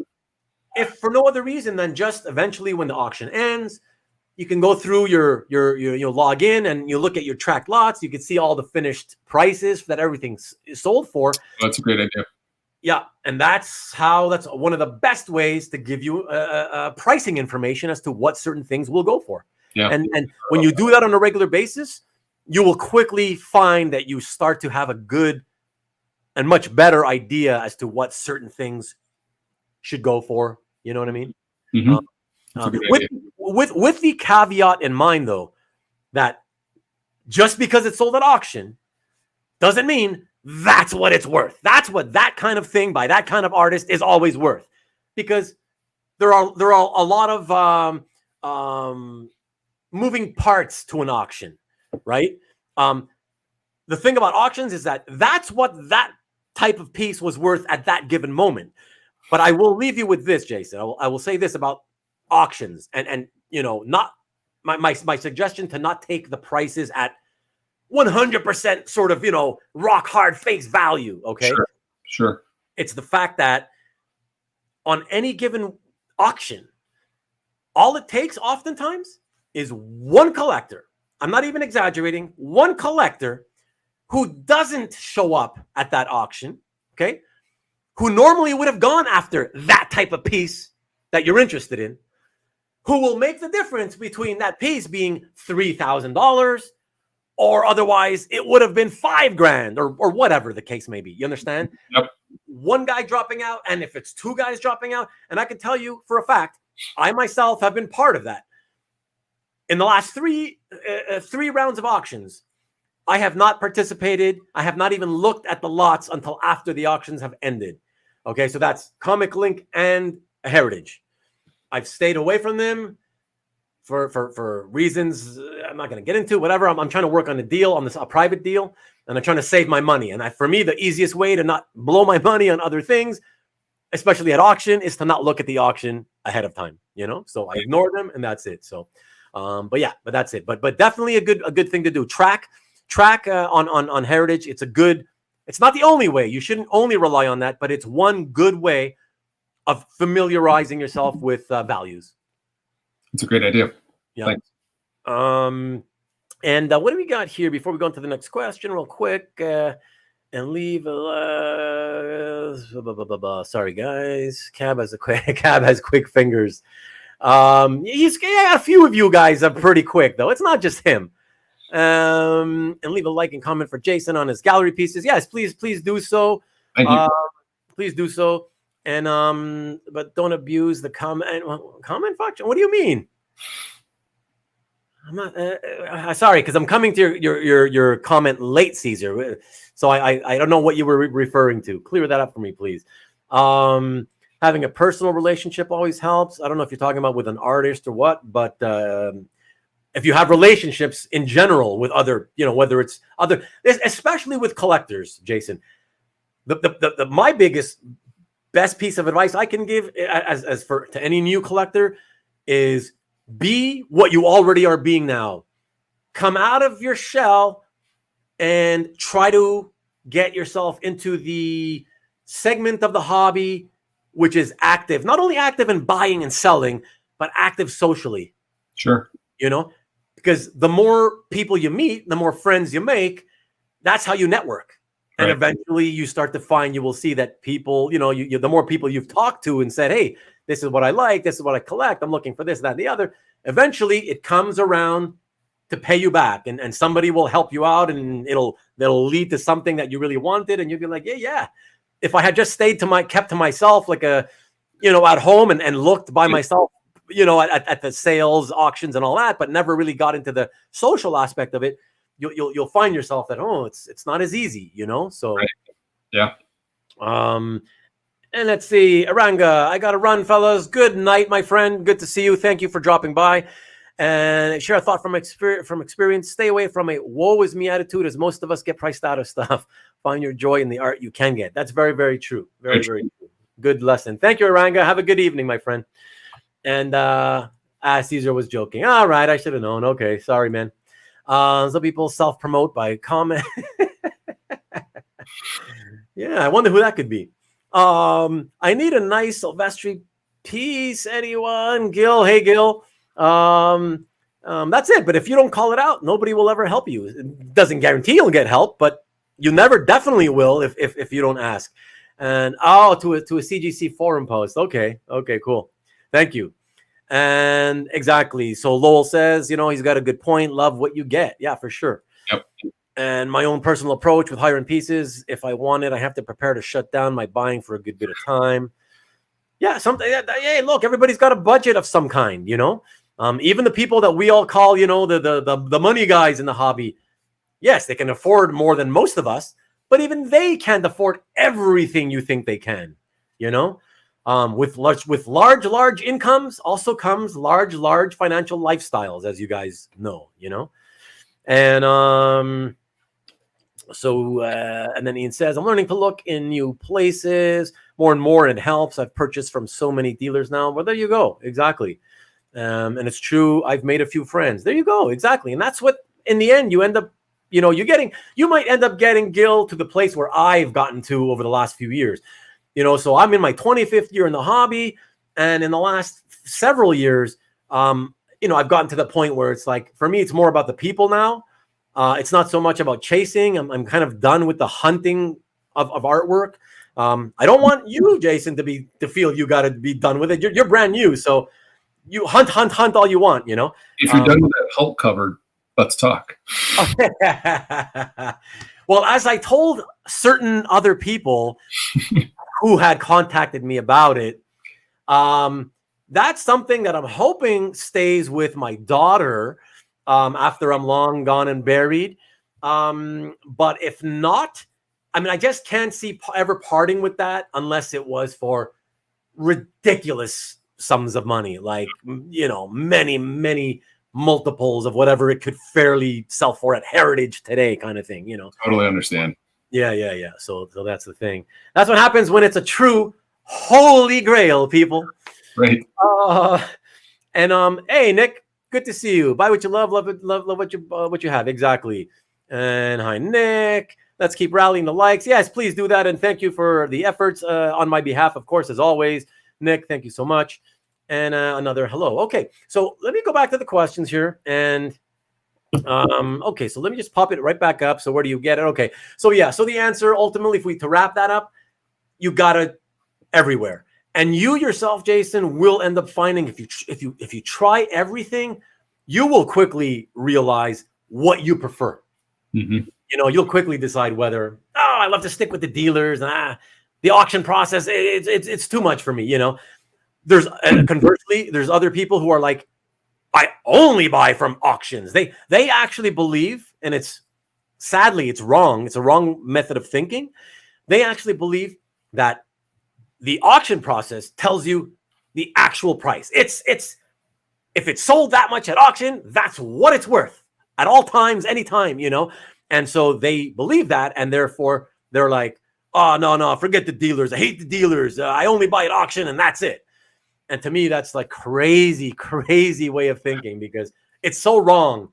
But anyways, I don't want to get into that. But yeah, try them all out, my friend. Try them all out, and you'll quickly, like I said, you'll quickly find out what you prefer and what you don't. You know.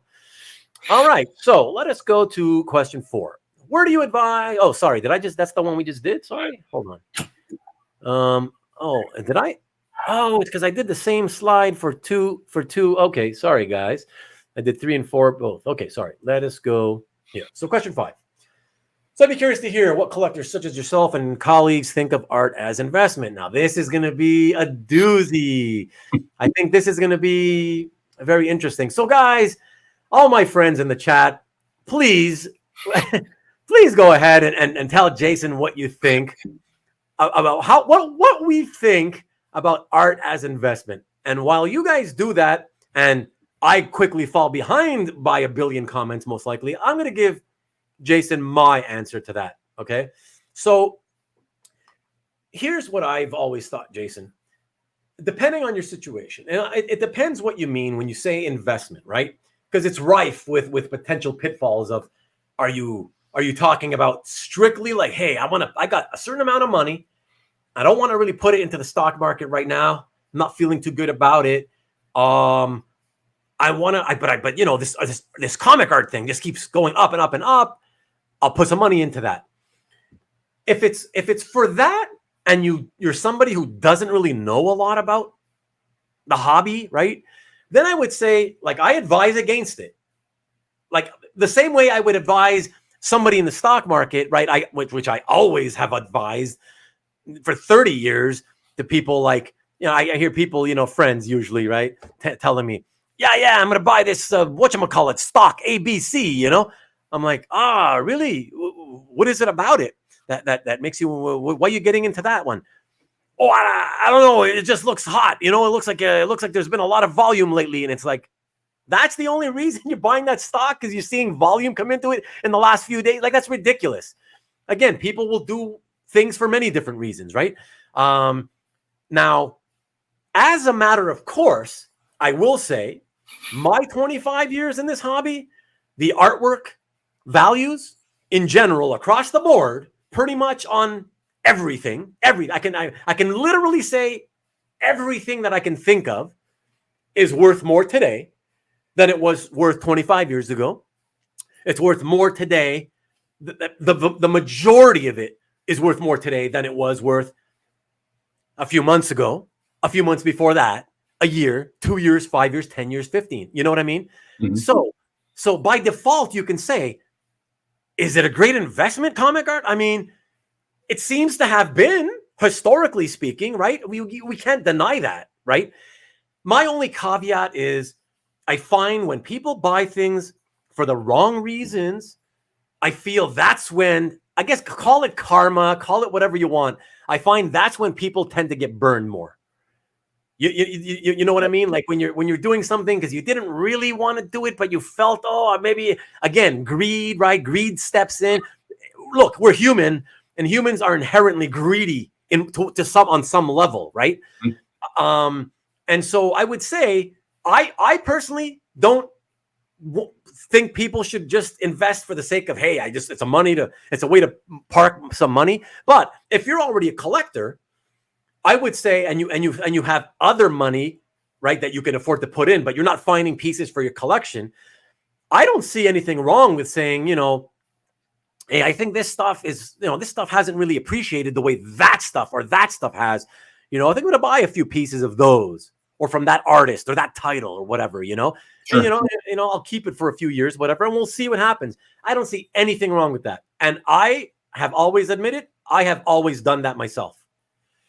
Okay, so I collect primarily, but every now and then, here and there, I see something that feels like it's either a bargain right now, or it's market value. It's fair market value, but I feel market value hasn't caught up to the rest of the similar type artwork. Sure. Right? I think it's going to go up more soon. Therefore, I'll buy some of it. So that's my outlook on whether what I think about investing in the hobby. So let me get a couple of comments here, guys. Florida's investment in money laundering is a tried and true heritage. 43 in the chat, smoking. Exactly, Lowell. Thank you guys so much. Bye. The viewership really ramped up over the last hour. Thank you so much, and thank you for the super wicked commentary that you guys are putting in. It feels like there's like 100 people in the live chat actually, so it's cool. How many more likes can we? Oh, thank you again. Thank you, Nick. Yes, please like up to 100. I've never hit 100. Actually, I don't think I've hit 80. This is one of the best comments. But yeah, so not so nice art. I only invest in monoprints, polybag with the trading cards. Same with comics. Hasn't failed me yet. I'm sure you're very, very wealthy. Not so nice. Very wealthy right now with that stuff. Oh my gosh. And Maki Poo Poo, my daughter will inherit my art. Hopefully be worth something down the road. Hey, it usually is, and I hope so for yours and her sake too, All right, Brady time on the field. What up, Brady? Awesome. And short term is always the best investment, but only after the value reaches a ridiculous value and or interest. I'm not really sure what you mean by short term is always the best investment. But let me know, Gil.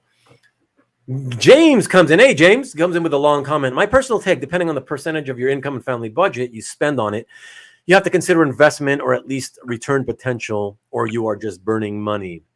Yeah, sure. It's like I said, right? It feels like it goes hand in hand because of the very nature of art. It's just something that really it's been a hobby that has exponentially grown over time, constantly. It has never even really taken a down, like a little dip of like the stock market will take dips here and there. Certain types of art might dip. People always love to bring up, there's this old collector, Tony Christopher, was a big Kirby art collector at one point. And then he decided to dump all his Kirby collection onto the market, and he did it fairly quickly. So it depressed Kirby art prices for several months. But that's short term, right? That makes sense. Of course it makes sense. You need time for any market to absorb, right, the quantity that has been set upon it. But as soon as it was absorbed, everything with that Kirby market just resumed its natural trajectory, and it was always up from there, right? So there you go. And I love buying art for the piece itself. It has a connection to a story that I loved. Of course, that's the funnest way, right? The coolest way to collect for those reasons. If they turn out to be valuable, it's just a bonus. Exactly. Look, that's the best way to look at it. I don't think that's what Jason was really wanting to know. But Jason, why don't you tell us, why would you ask the question? Tell me what's on your mind in regards to that question. Are you thinking about investing, or? So I guess I'm sort of a one-way collector. If it comes into the collection, it's highly unlikely to leave my collection. It was more of the way we see it in comic books. A lot of outside folks have gotten into the hobby, driving prices up because they're speculating. Whereas I wasn't sure that was happening in original art, which I think makes it more attractive. If it's really just people who genuinely enjoy the hobby, they're there because of their own personal collections, and that's what I kind of liked. But I didn't know, because I haven't been in the hobby long enough to know, are we seeing sort of outside influences all of a sudden scooping up, Jack Kirby art again, or whatever. Right. So what what I just posted, buy what you love, because if it doesn't turn you on so much down the road, you sell or you trade it for something else that you love more. I think my way of looking at it also is that, like, it's true. Like, I don't have, again, I don't have a problem with any of you guys. You decide you want to invest, speculate, whatever it's called. Go ahead and do it. I mean, try it if you've never done it and you want to try it. Go ahead. I don't have a problem with that, right? But at least understand what you're getting yourselves into, and to be on the safe side, always better to speculate / invest in stuff that you like. So whether it was art from titles that you remember enjoying, reading, artists that you really, really love, whatever. Because if in a worst case scenario, if it comes to pass, right? Like we all thought 2 and 3/4 years ago with COVID when it first came in. And for that first month or two, everybody was like, oh shit, what's going to happen now? Like, is this it? Is this like this worldwide spreading thing that's going to kill off a half of the population? Like, right? None of our collectibles are going to be worth anything. Right. And everybody, everybody panicked. Thankfully it turned around quickly and it became the exact opposite. Right. We got the COVID boost, if you will, in collectibles, But if anything were ever to come to pass like that, where something, it's like COVID or whatever, nuclear weapons start proliferating again, at least if you've purchased and invested in stuff that you like, if nothing else, if they ever did for any reason become worthless one day, at least you would have the art to look at and you would still enjoy the actual art, Exactly. Yep. Whereas the people that are out there kind of investing on things strictly because they think, oh, this is the next thing that's going to be going up in value, right? And it's stuff that they never read, they don't care about, they know nothing about it. Well, if the worst comes to happen, it comes to pass, you're not only going to be stuck with worthless art, but you're going to be so pissed because you're going to be looking at this art that's worthless financially, and you can't stand to look at it because it doesn't turn you on in any way, Right. So there you go. So here we go. So so Nick says emotional investment first, financial investment second. Buy only what you spend you can afford, and don't go into debt. Yeah, definitely don't go into debt. I will say a little caveat real quickly. You can go into debt if you're a good money manager. I have done it in the past, not in many, many years. I've done it in the past, but I manage money very well.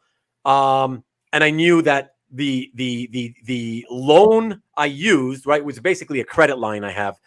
The loan was short term. I knew that I'd be able to pay it off in like no more than 2 or 3 months.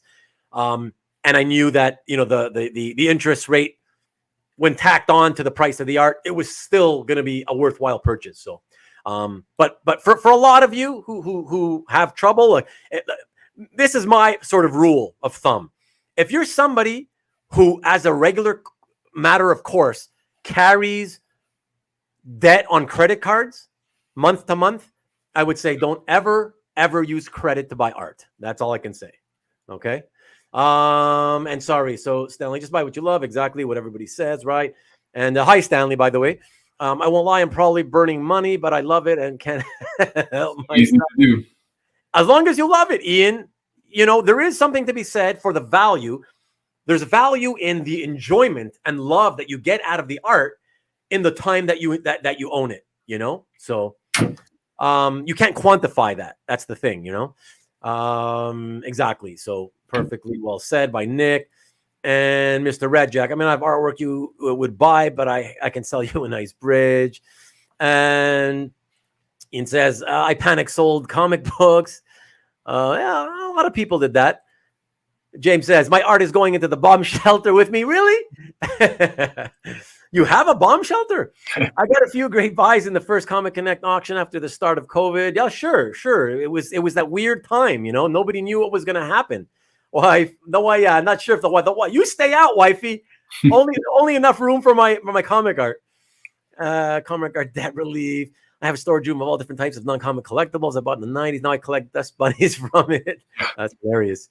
And opportunity does cost. All right, cool. So let's move on now to the next question. which I believe is number 6. All right, so it is here. Is the hobby growing and attracting new buyers, or is it a finite group of people that are buying and rebuying from each other?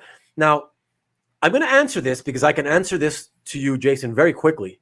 Okay, and it's very interesting that you ask this, and I'm going to ask you also after I'm finished answering the question.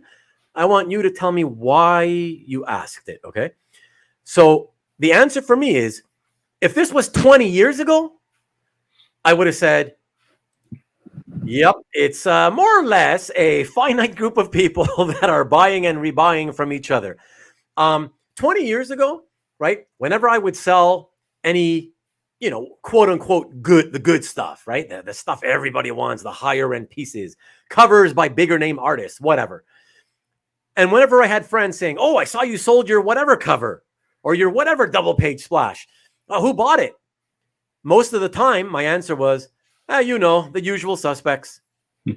And the reason for that was because 20 years ago, there was a group of about, I always said, roughly 20 guys, right? It was always the same 20-ish guys that did most of the buying in the hobby. It's a reality. I'm not saying there was only 20 guys or so in the hobby, okay, just to be clear, in case anybody tries to, hey, I gotcha, I'm saying, there could have been 1,000 people. I don't know how many people there were.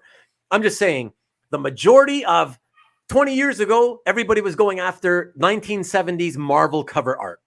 And as a kind of secondary thing, 70s DC cover art, okay? And the vast majority of that stuff, at least I know for me, it was like roughly 20 different guys buying most of it over and over and over. But yes, I can tell you that thankfully in the last 20 years, I mean, this hobby has absolutely grown exponentially. Okay. It is massive compared to what it was back then, 2 decades ago. Okay. So while it is tiny in comparison to the comic book hobby, okay, but it always will be. It will always be a niche hobby, right? But in comparison to itself over time, absolutely, it is monstrously huge now in comparison to 20 years ago. Because now, first of all, the vast majority of those 20 guys that used to buy most of the stuff, most of those guys are gone. They got priced out years ago. Okay.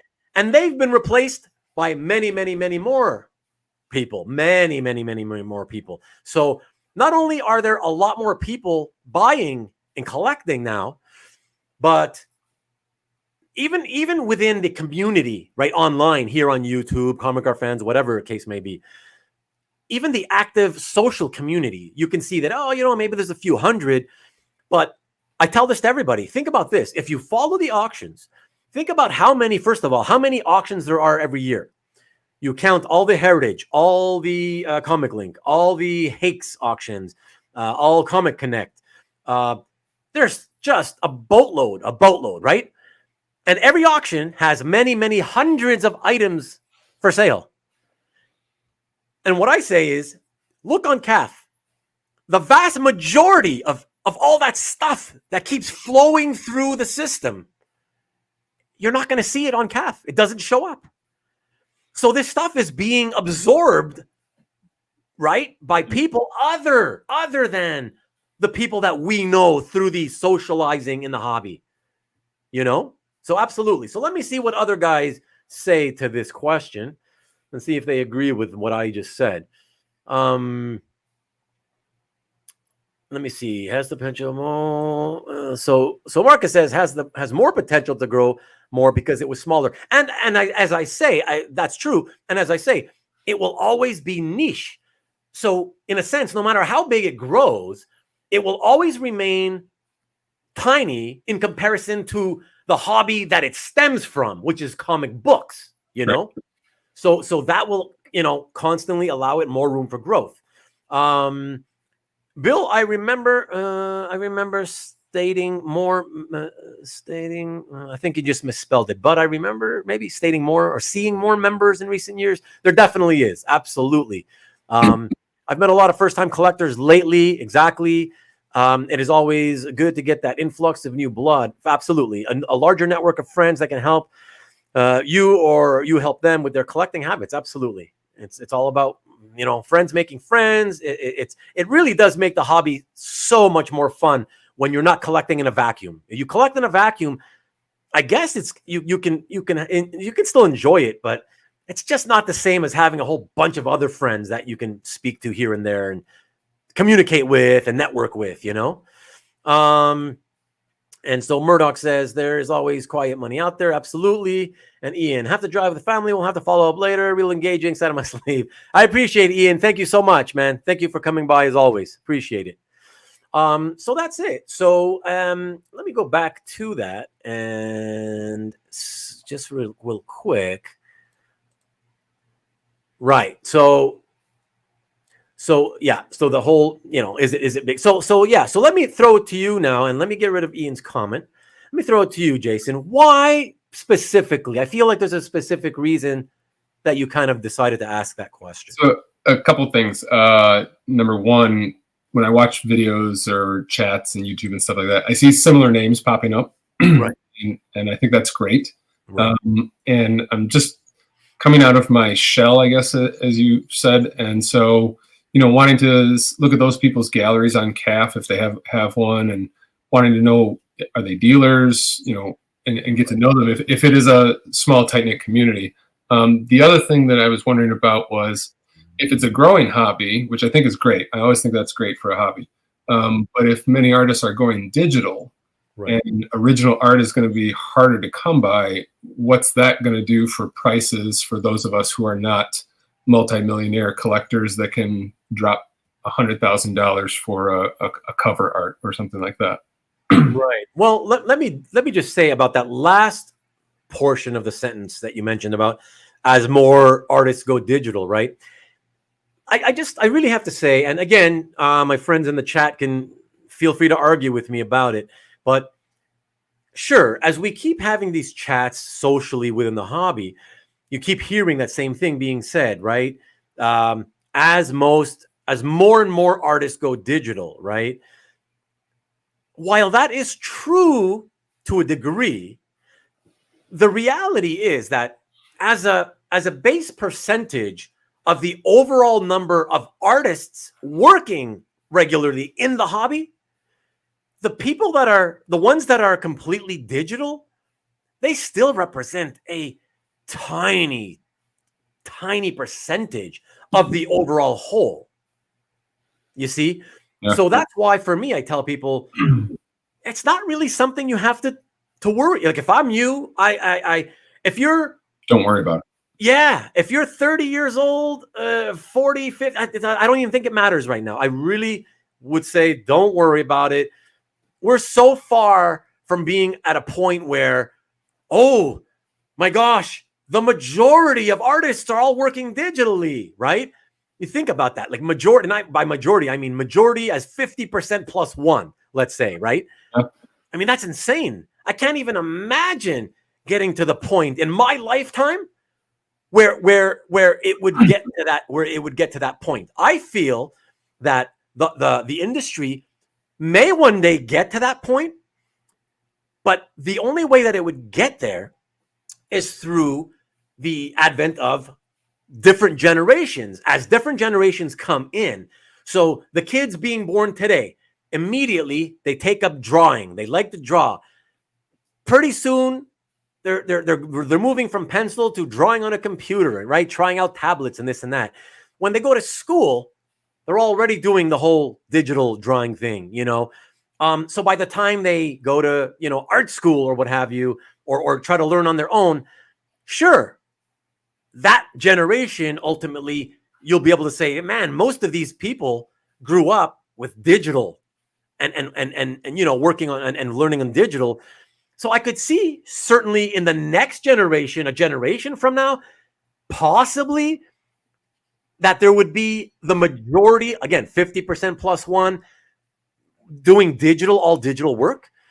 But even then, even a generation from now, I still feel, even if that happened, I mean, I don't think that 50% of the artists still working traditionally, I don't think that that would be rare enough that it would really be a direct cause of hyperinflation of the rest of the art market.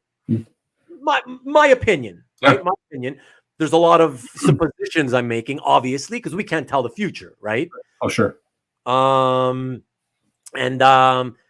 Radjack says, don't be shy, Jason. Just start by jumping in the chat room. The water is warm. You will get a better sense of what's going on if you get involved. And he has been. Like I said, I noticed. That's why when I noticed Jason, it was not long before he emailed me. So there's still an influx of fresh art from young creators. Exactly. Oh, thank you, Nick. Thank you. Do androids dream? Marlon DC, maybe 50% digital now. I don't know what you mean by that, Chuck. Are you talking about the artists? There's no way that's true. There's no way, man. 336 likes? Oh, you mean subscribers. Thank you. Thank you. I appreciate it, man. Thank you. Yeah, no. So that's my view, Jason. I don't know. What do you think? Do you subscribe to what I'm saying, or are you more like, yeah, you really feel like it's gonna go and it's gonna happen the way you kind of laid out? It might happen. I don't know how to answer it, because I guess when I'm reading a newer book and I say, oh, I like that artist, I wonder if their stuff's available online.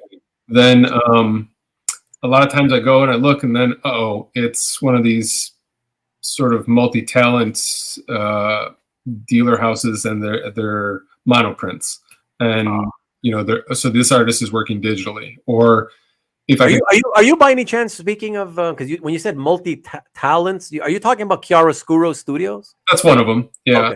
Okay. And so you go there and you say, oh, okay, maybe this one's pencil, but this one is monoprint, or this one's digital.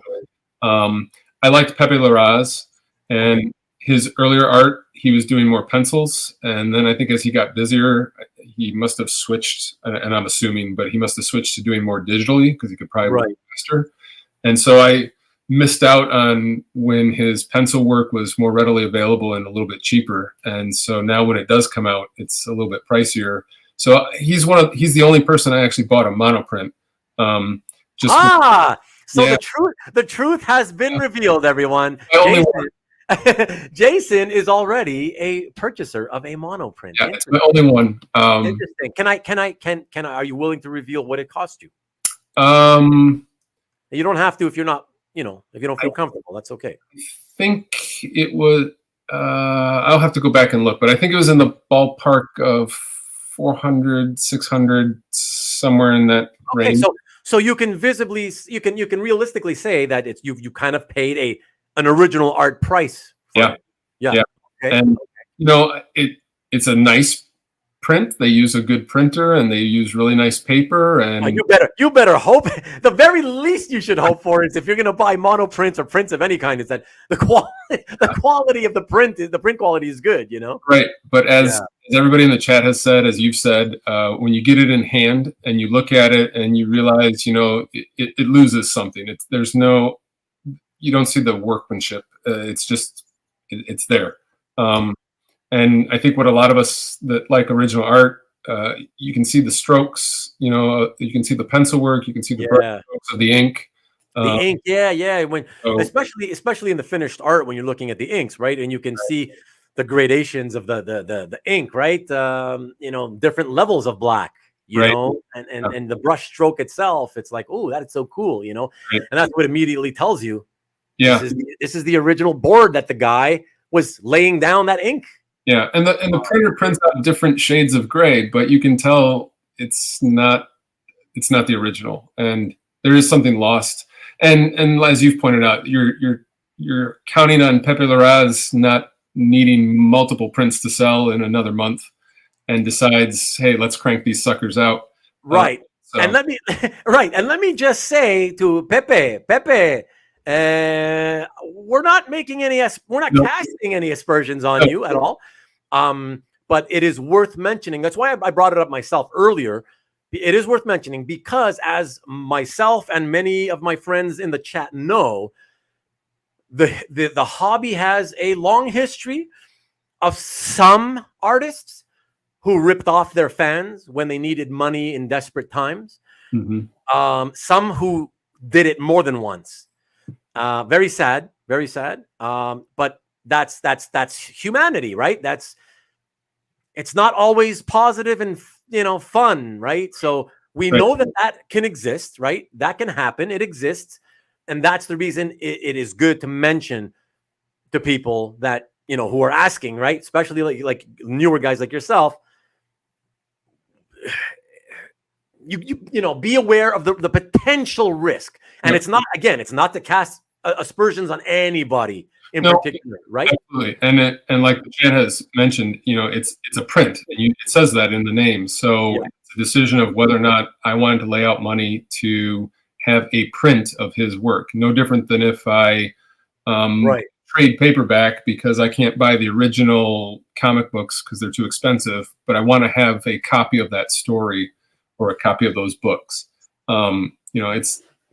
It's you buy what you want or what you can afford. And so no fault to the artist. It's just, I want the originals from now on. It was a learning experience. Okay. Great. It's all about the coffee stains and Cheeto dust on those pages, right? The Rickster. Original creations lose something when the same one is done over and over again. Yeah. And that's still original art, right? It's still completely 100% original art.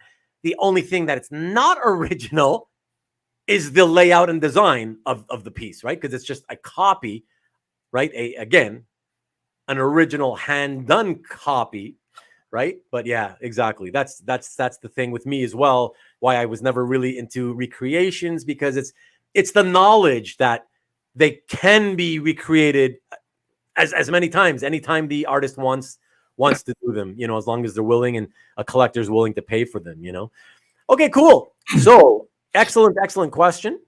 And let us go on to the next one. So the next one is question number 7. How do you decide what a fair price is? Given the lack of comparison sales at comics, how does an original or collector get a good deal? So you got 2 questions in there, right? So how do you decide what a fair price is? To me, that's a quick answer is what I mentioned to you earlier, Jason. And I say this to everybody, right? I say this to everybody new coming into the hobby. I can't say it enough times. If you want to have a good idea of what something should be worth, right? If you want to have the best knowledge possible to draw from, it really does require you and every other collector coming in to do some legwork. You've got to put the time in, the effort in. And it's what I said before. And for the auction houses, I use Heritage as the example because their website, their system is far and away the cream of the crop compared to the other ones. So and of course they're the most well-known auction house. But their tracking system, it's perfect, right? It works perfectly. You just with the click of one button, boom, it's logged into your account, and you could always go back and check, okay, what did that thing sell for? So start with that. Take a look at, you got to spend a few hours here and there looking at dealer websites, and you don't have to take physical notes. Like I never did that. I don't know many people that have ever done that. I would say you just take mental notes. Yeah, sorry. What something? I'm not in the chat. I've taken the mental notes. Oh, have you physical notes? Have you taken the physical note? Wow, interesting. Okay, but you know what? If you're willing to do it, see, I would never tell somebody to do that because it feels like it's excessive to a degree. But if you're doing it, excellent. I definitely wouldn't tell you to not do it, right? And as we all know, it's like taking notes in school. You're taking your own notes. You remember more because you're the one who took them, right? As opposed to, hey, do me a favor, let me copy your notes or whatever, Right. Then you're just kind of having to memorize. So I would say, yeah, that's the simple answer.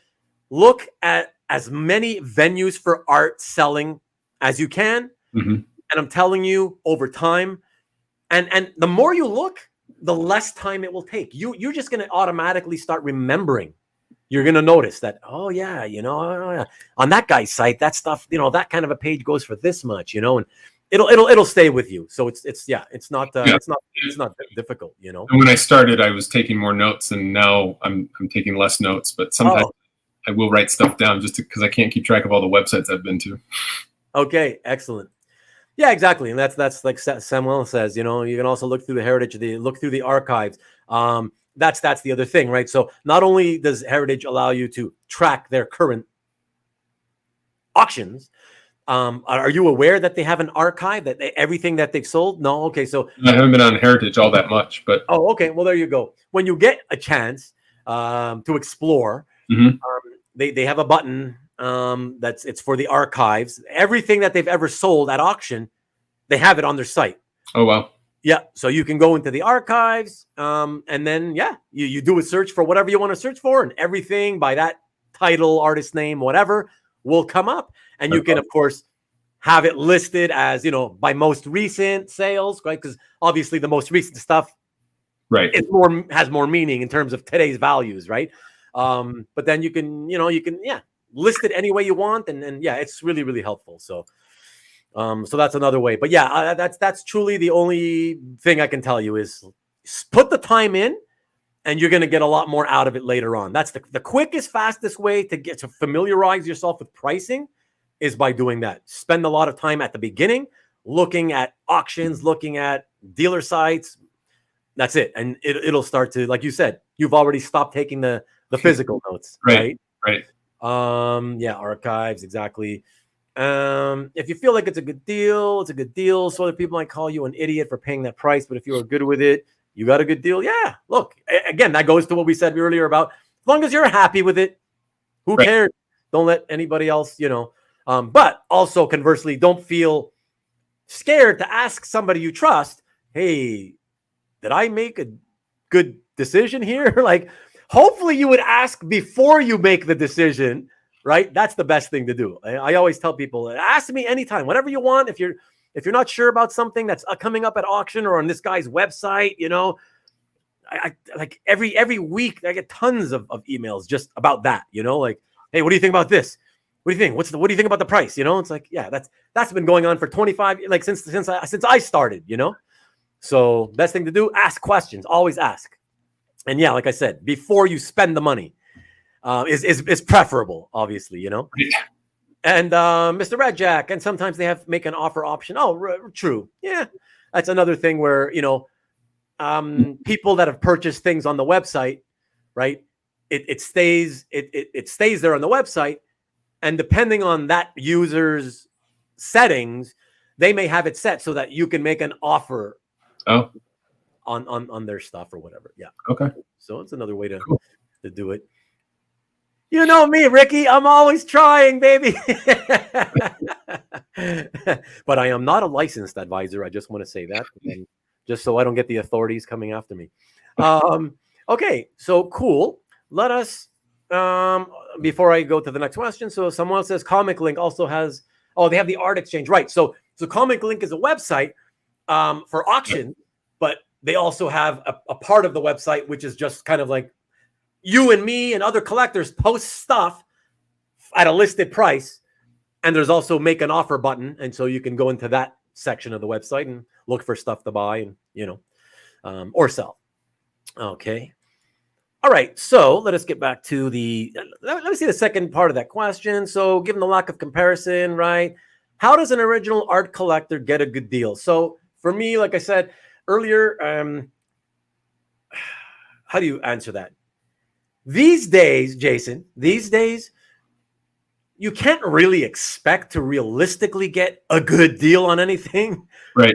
I just want to be honest. Like, everything's pretty much expensive. Like, everything's top of market, in other words, So the only way to get a good deal, if it's even possible, because it is possible, right? It still happens on occasion, right? But it's fewer and farther between.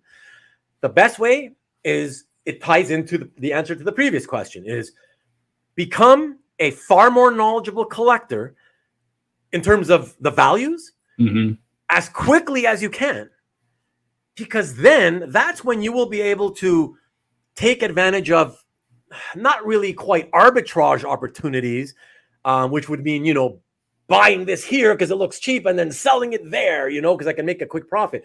But it's kind of like arbitrage where it's a little bit undervalued in this part of the hobby, right? Because that in that part of the hobby, perhaps on those YouTube selling shows you've seen before, or at auction, you see that kind of art sell for this much, but you're seeing it here on, I don't know, in this guy's comic art fans gallery, for instance, and it's only that much. Oh, it seems like it's a deal, Mm-hmm. So that's one way, that's one way. There are some times that, it's basically by taking advantage of your superior pricing knowledge to that of the person selling their art.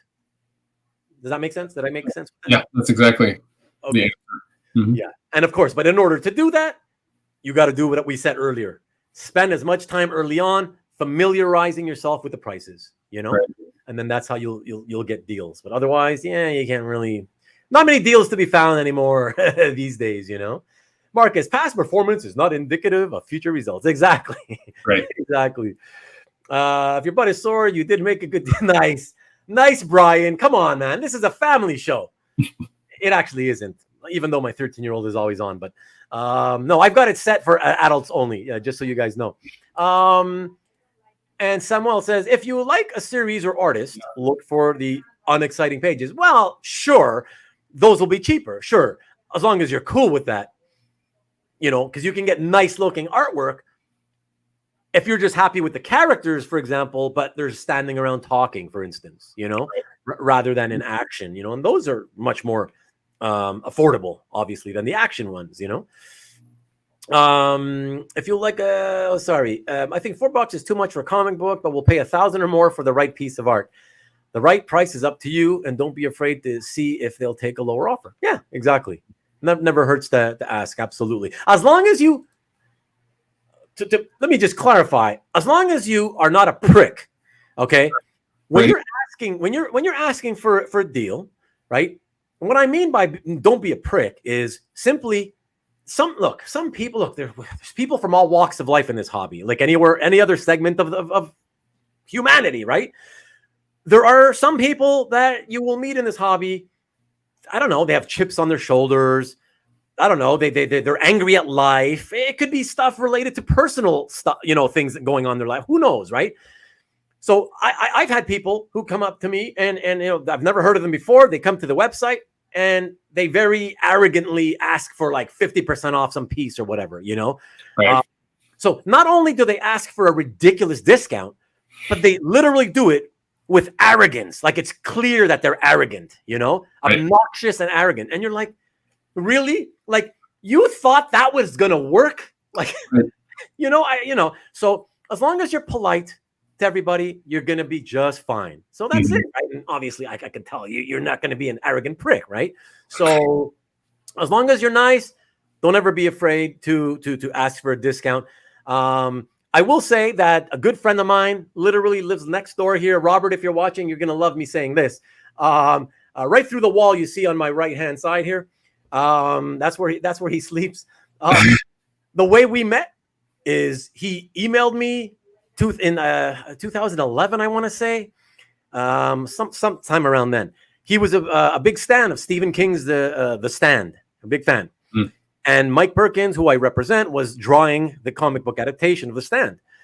So he contacted me by email. And again, I don't know who he is. I don't know where he's from.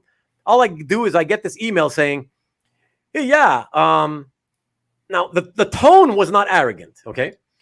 But he was like, yeah, listen. He lists out all these pages, like, I don't know, 10 or 12 pages. So they were quite a lot, substantial purchase it would have been, right? He's like, hey, I'd like to offer you this much money for it. And the amount was exactly half price to what the asking prices were, So because he didn't come off sounding arrogant in his tone, I very nicely responded to him and just try to make the point that, hey, listen, dude, like I think you must be new at this. I'm assuming, but correct me if I'm wrong. I'm assuming you're new.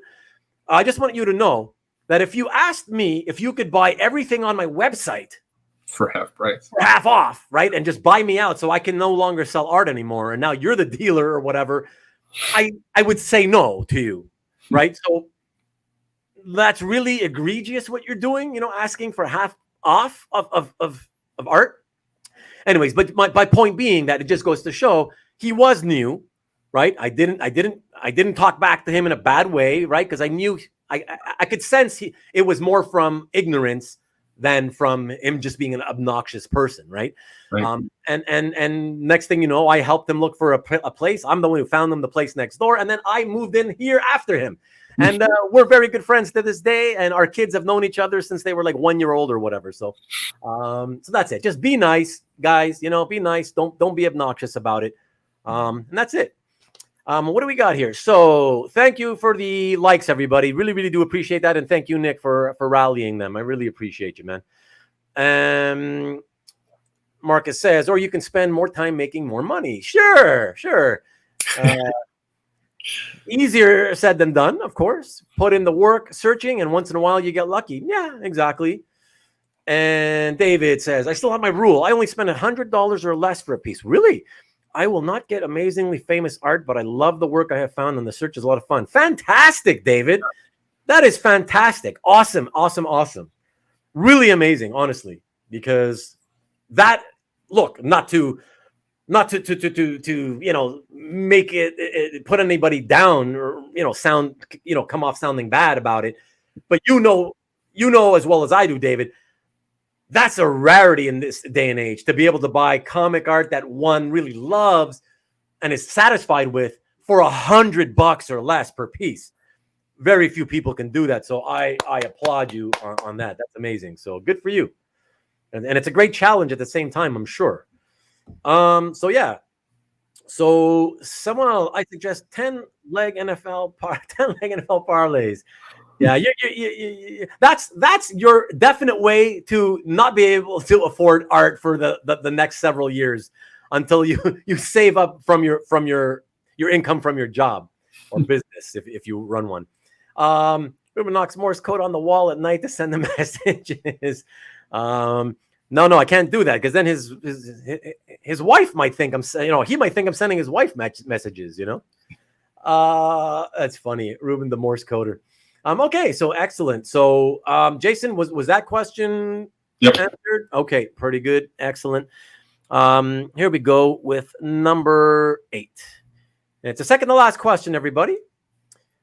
How do you decide what a fair price is, given the lack of comparisons? Oh, is that the same? No, sorry, I didn't.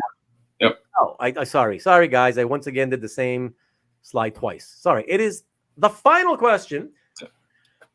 Do you or your friends have strategies on how you acquire high-end art? Is it, do you buy small, resell and accumulate, trading up, time payments? So I want to handle that, but I wanted to, can you clarify, Jason, when you say, is it buy small, resell and accumulate? Can you clarify what you mean by that? I'm not positive that I know what you mean. Yeah, so so I have that John Buscema page from Wolverine, and it has a decent villain. It doesn't have Wolverine on it. It was a price range I could afford. But if I decided, okay, now I really want a Buscema Wolverine page that has Wolverine half splash, slashing somebody open, and it's not in my price range, do I sell the Buscema I have? Oh, That the value went up and work my way to the Buscema that has that panel. I get you. Yeah, I get you. That's a tough one to answer because ultimately the real answer to that it really does come down to there's so many things to consider in that, right? Because again, because it involves your collecting goals if you have them. Do you have collecting goals? And if so, is one of your goals that you always wanted to have a Buscema page from the Wolverine run? Or was that more of I just love the Wolverine run in general. I love the character. And so I bought one. And it just happens to be that Buscema was the artist at the time, right? So all these little things matter because, see, ultimately I say, if you like, you're still new because you got about 30 pieces, as you say, right? 30 pieces in your collection right now. So the question becomes, if you were to sell your Buscema because you can profit now that you've held it for some time, Mm-hmm. and you make some profit on it, so now you get your money back out of it plus and then some, and you take that and you put it towards this other piece you really like more. The question becomes, yes, you can do that. Of course, that's one way to do it. I have always sold art to buy more art whenever my tastes changed, right? Mm-hmm. Or I usually because I got priced out of whatever I was collecting, right? I ultimately thought, oh, you know what? I don't really want to keep putting more new money into the hobby. I'll just, I had a good time with what I collected when I collected it. I'll start selling off the stuff I already collected to pay for the new thing I'm collecting now, Conversely, you get guys like Marcus, right? Marcus Way in the chat. He's the opposite. He buys what he can afford. He gets it when he can get it. And he holds on to it. And that's it. And he just keeps holding. And when he can afford more art, right? He buys more art. And so he still has a ton of art. He's been around for a long time too, since the 90s, like me, right? And he has a lot of fantastic stuff that he was buying way back when. You know what I mean? But in that process, there's pros and cons to everything. In his process, you also you're bound to miss a lot of stuff because you're only buying when you can get new money coming in, right? So there's no right or wrong reason or what right way to do it.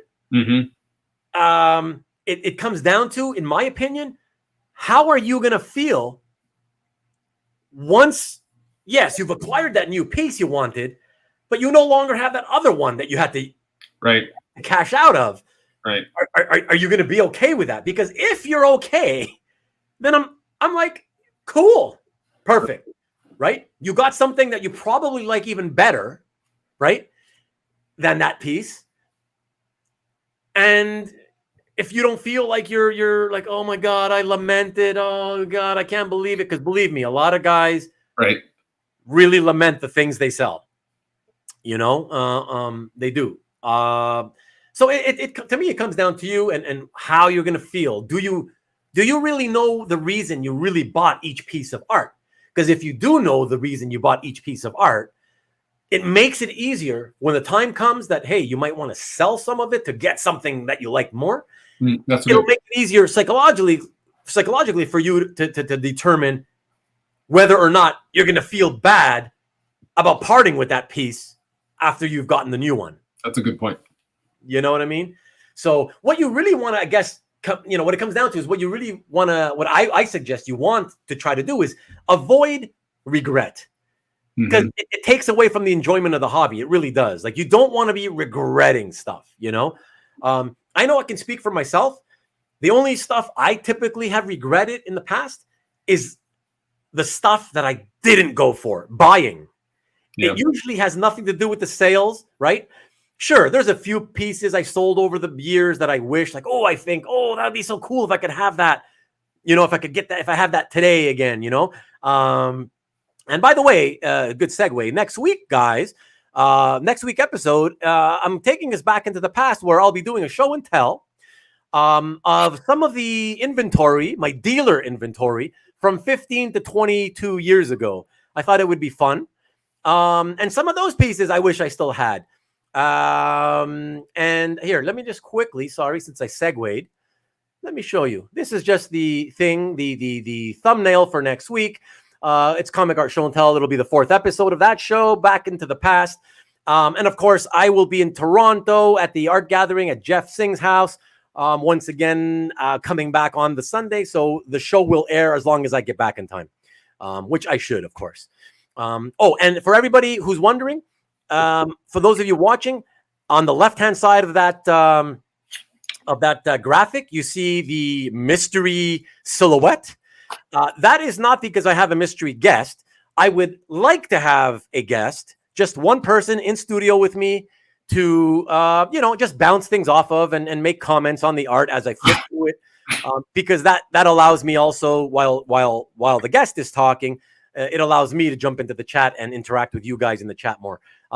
So I'm throwing it out there to you guys. Anybody interested in coming on with me for next week's episode at the usual 8 p.m. time?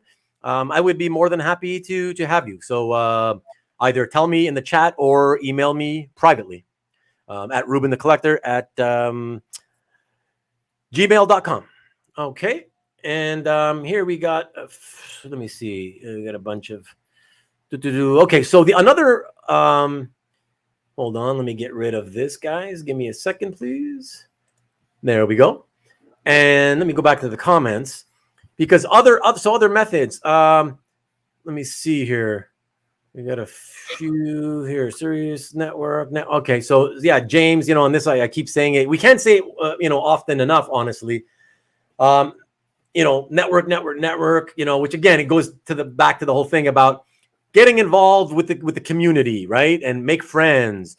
And yeah, you know what's out there before it explodes onto the market. Exactly. And let's see what else we had here.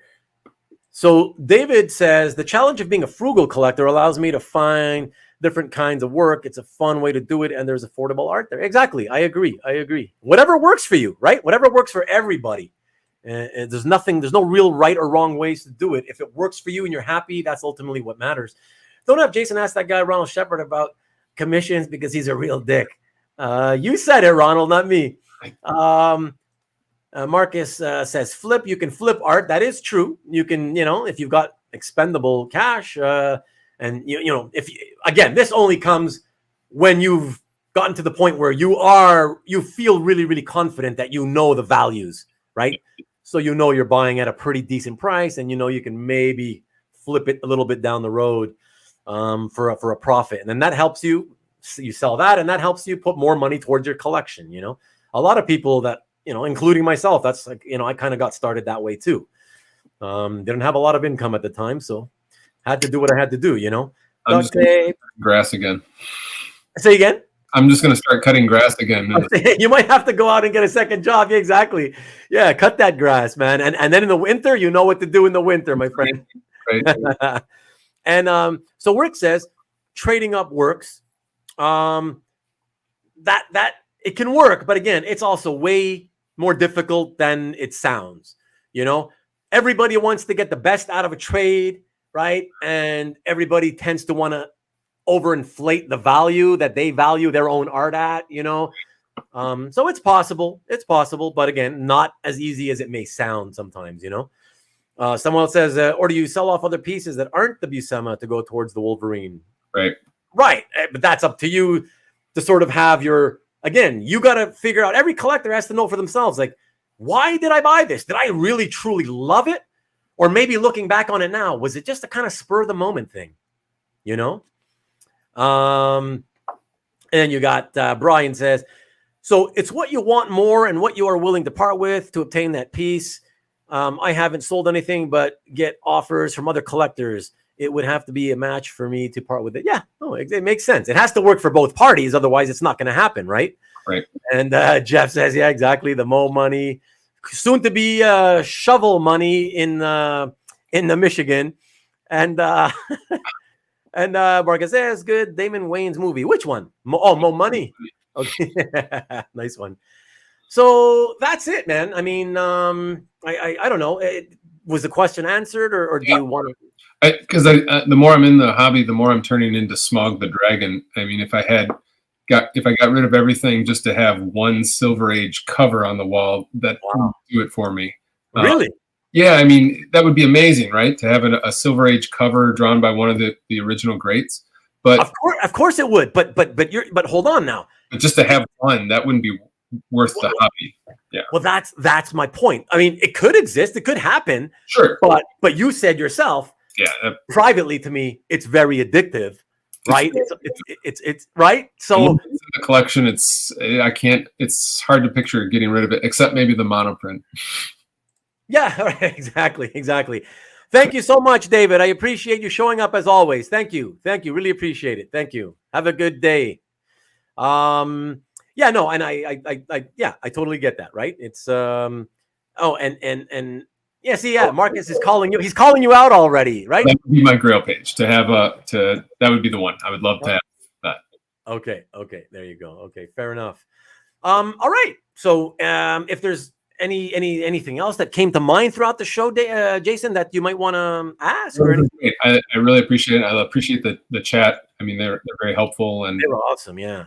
I think it was great that you were willing to take me on and have me on the show. That was fantastic. So really feel honored. Absolutely my pleasure. And hopefully as we move forward and you become a more experienced, longer tenured collector, you'll have more stories down the road to tell, and I'll have you on again one day, and as a more experienced collector, and we can talk more about what happens. Yeah. Excellent. And so I'm gonna call it, guys, because it has been 2.5 hours. And it said, it says when you're after a 4K piece, those $2,200 piece kind of lose their luster. You know what? Yes and no, though. I have to admit, I do have some 4K pieces, right? But I gotta say, I have literally hundreds of $200 pieces, and I love them. I love them. They're mostly my Tom Grummett art. He's one of my favorite artists. That I just love his stuff. It gives me the joy when I look at his art.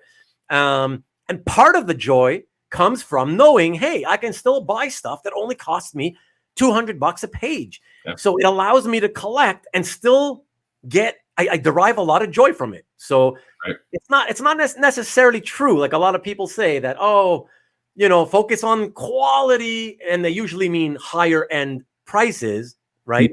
Yeah. Than quantity, which is usually meaning cheaper stuff, right? I do get it. And even I have professed to people to do that, or should do that. But at the same time, there's no right and wrong way. If you really love the cheaper stuff, like I do, man, I've got tons of it, and I'm very happy with it. And I look at it all the time. So yeah. That's it. So, Jeff, start your 2023 schedule. What do you mean? You mean because I'm talking about in the future, Jason should do a 1-year check-in, right? There you go. Yeah, like I said, for sure. I'd be happy to have him on. And hopefully in about 3 weeks from now, I'm doing an episode with, I should be doing an episode with my friend Simon K, who I had been on with on Comic Art Live, I don't know, 1.5 to 2 years ago. When he was only, I think, a 6-month tenured collector. And and now he's whatever he's close to 3 years now or whatever. So I should have him, and we'll see what he's been up to and how things have changed for him. Thank you so much, Mr. Easy Go Lucky. And you're very, very welcome. Really appreciate you. Thank all of you. And yes, exactly, David. I love my cheaper stuff. It's all I got. Exactly. Love what you got, man, no matter what. And Asen, I know about cheaper stuff, as my cap illustrates. Well, good. Then it's not just me then. Okay, good. And Rick, wishing you good luck with the collection. Thank you very much. All right, guys. That's it for tonight. Thank you again to everybody, especially you guys in the chat, rocking it up, man. I swear, it really did feel like there was like 80 to 100 people in there. Like, wow, really, really amazing. Thanks to those of you who are now watching on Rewind. Really appreciate all of you as well. Thank you to everybody who hit the subscribe button and the notification bells. Really appreciate that. And of course, to everybody who keeps hitting the like button, which will never give me money. Just for those of you who don't understand what it's all about, hitting like and subscribing, the more I get of those button clicks, the more the YouTube algorithm says, it recognizes that, hey, this guy's channel is growing a little bit. Let me take some of his videos and put it in front of a few extra people that normally wouldn't see it. And that's how you get hopefully more viewers in the end. And so, yeah, that's what it's about. So thank you to everybody for doing so. And, here we go with more thank yous. My wife comes back in. Thank you, dear. And you ran a good show, Jason. There you go. Welcome aboard. Thank you. Very lovely. Welcome to you. Thanks for joining us. There we go again. You see how quickly you can make friends? That's how easy it is. If you make a little bit of effort, it doesn't take much. Cheers, all. And Mike says, another great show. Thank you so much. Thanks. And as always, it's great. Look, I admit, I'm not that, I'll tap myself on the back once in a while. I think I'm doing pretty good.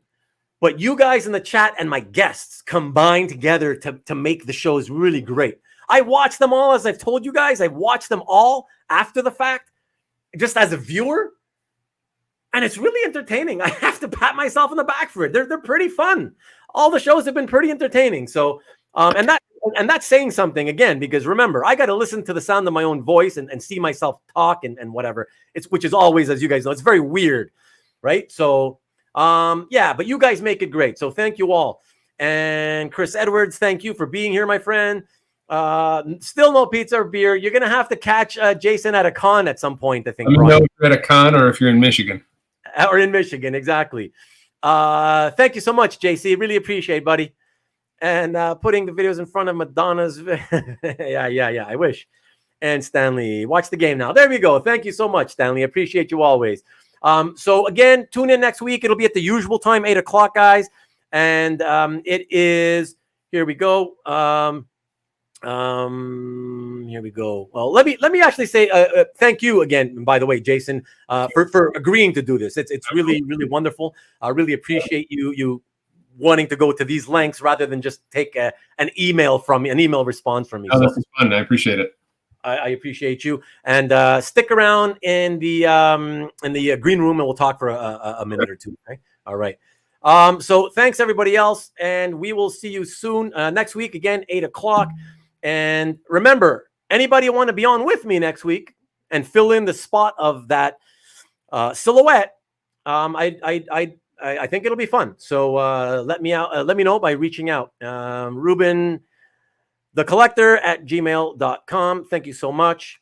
And we are out. So thanks very much to all of you. I'll see you next week. And remember, 8 o'clock p.m. Eastern, 5 o'clock Pacific. Thanks, guys.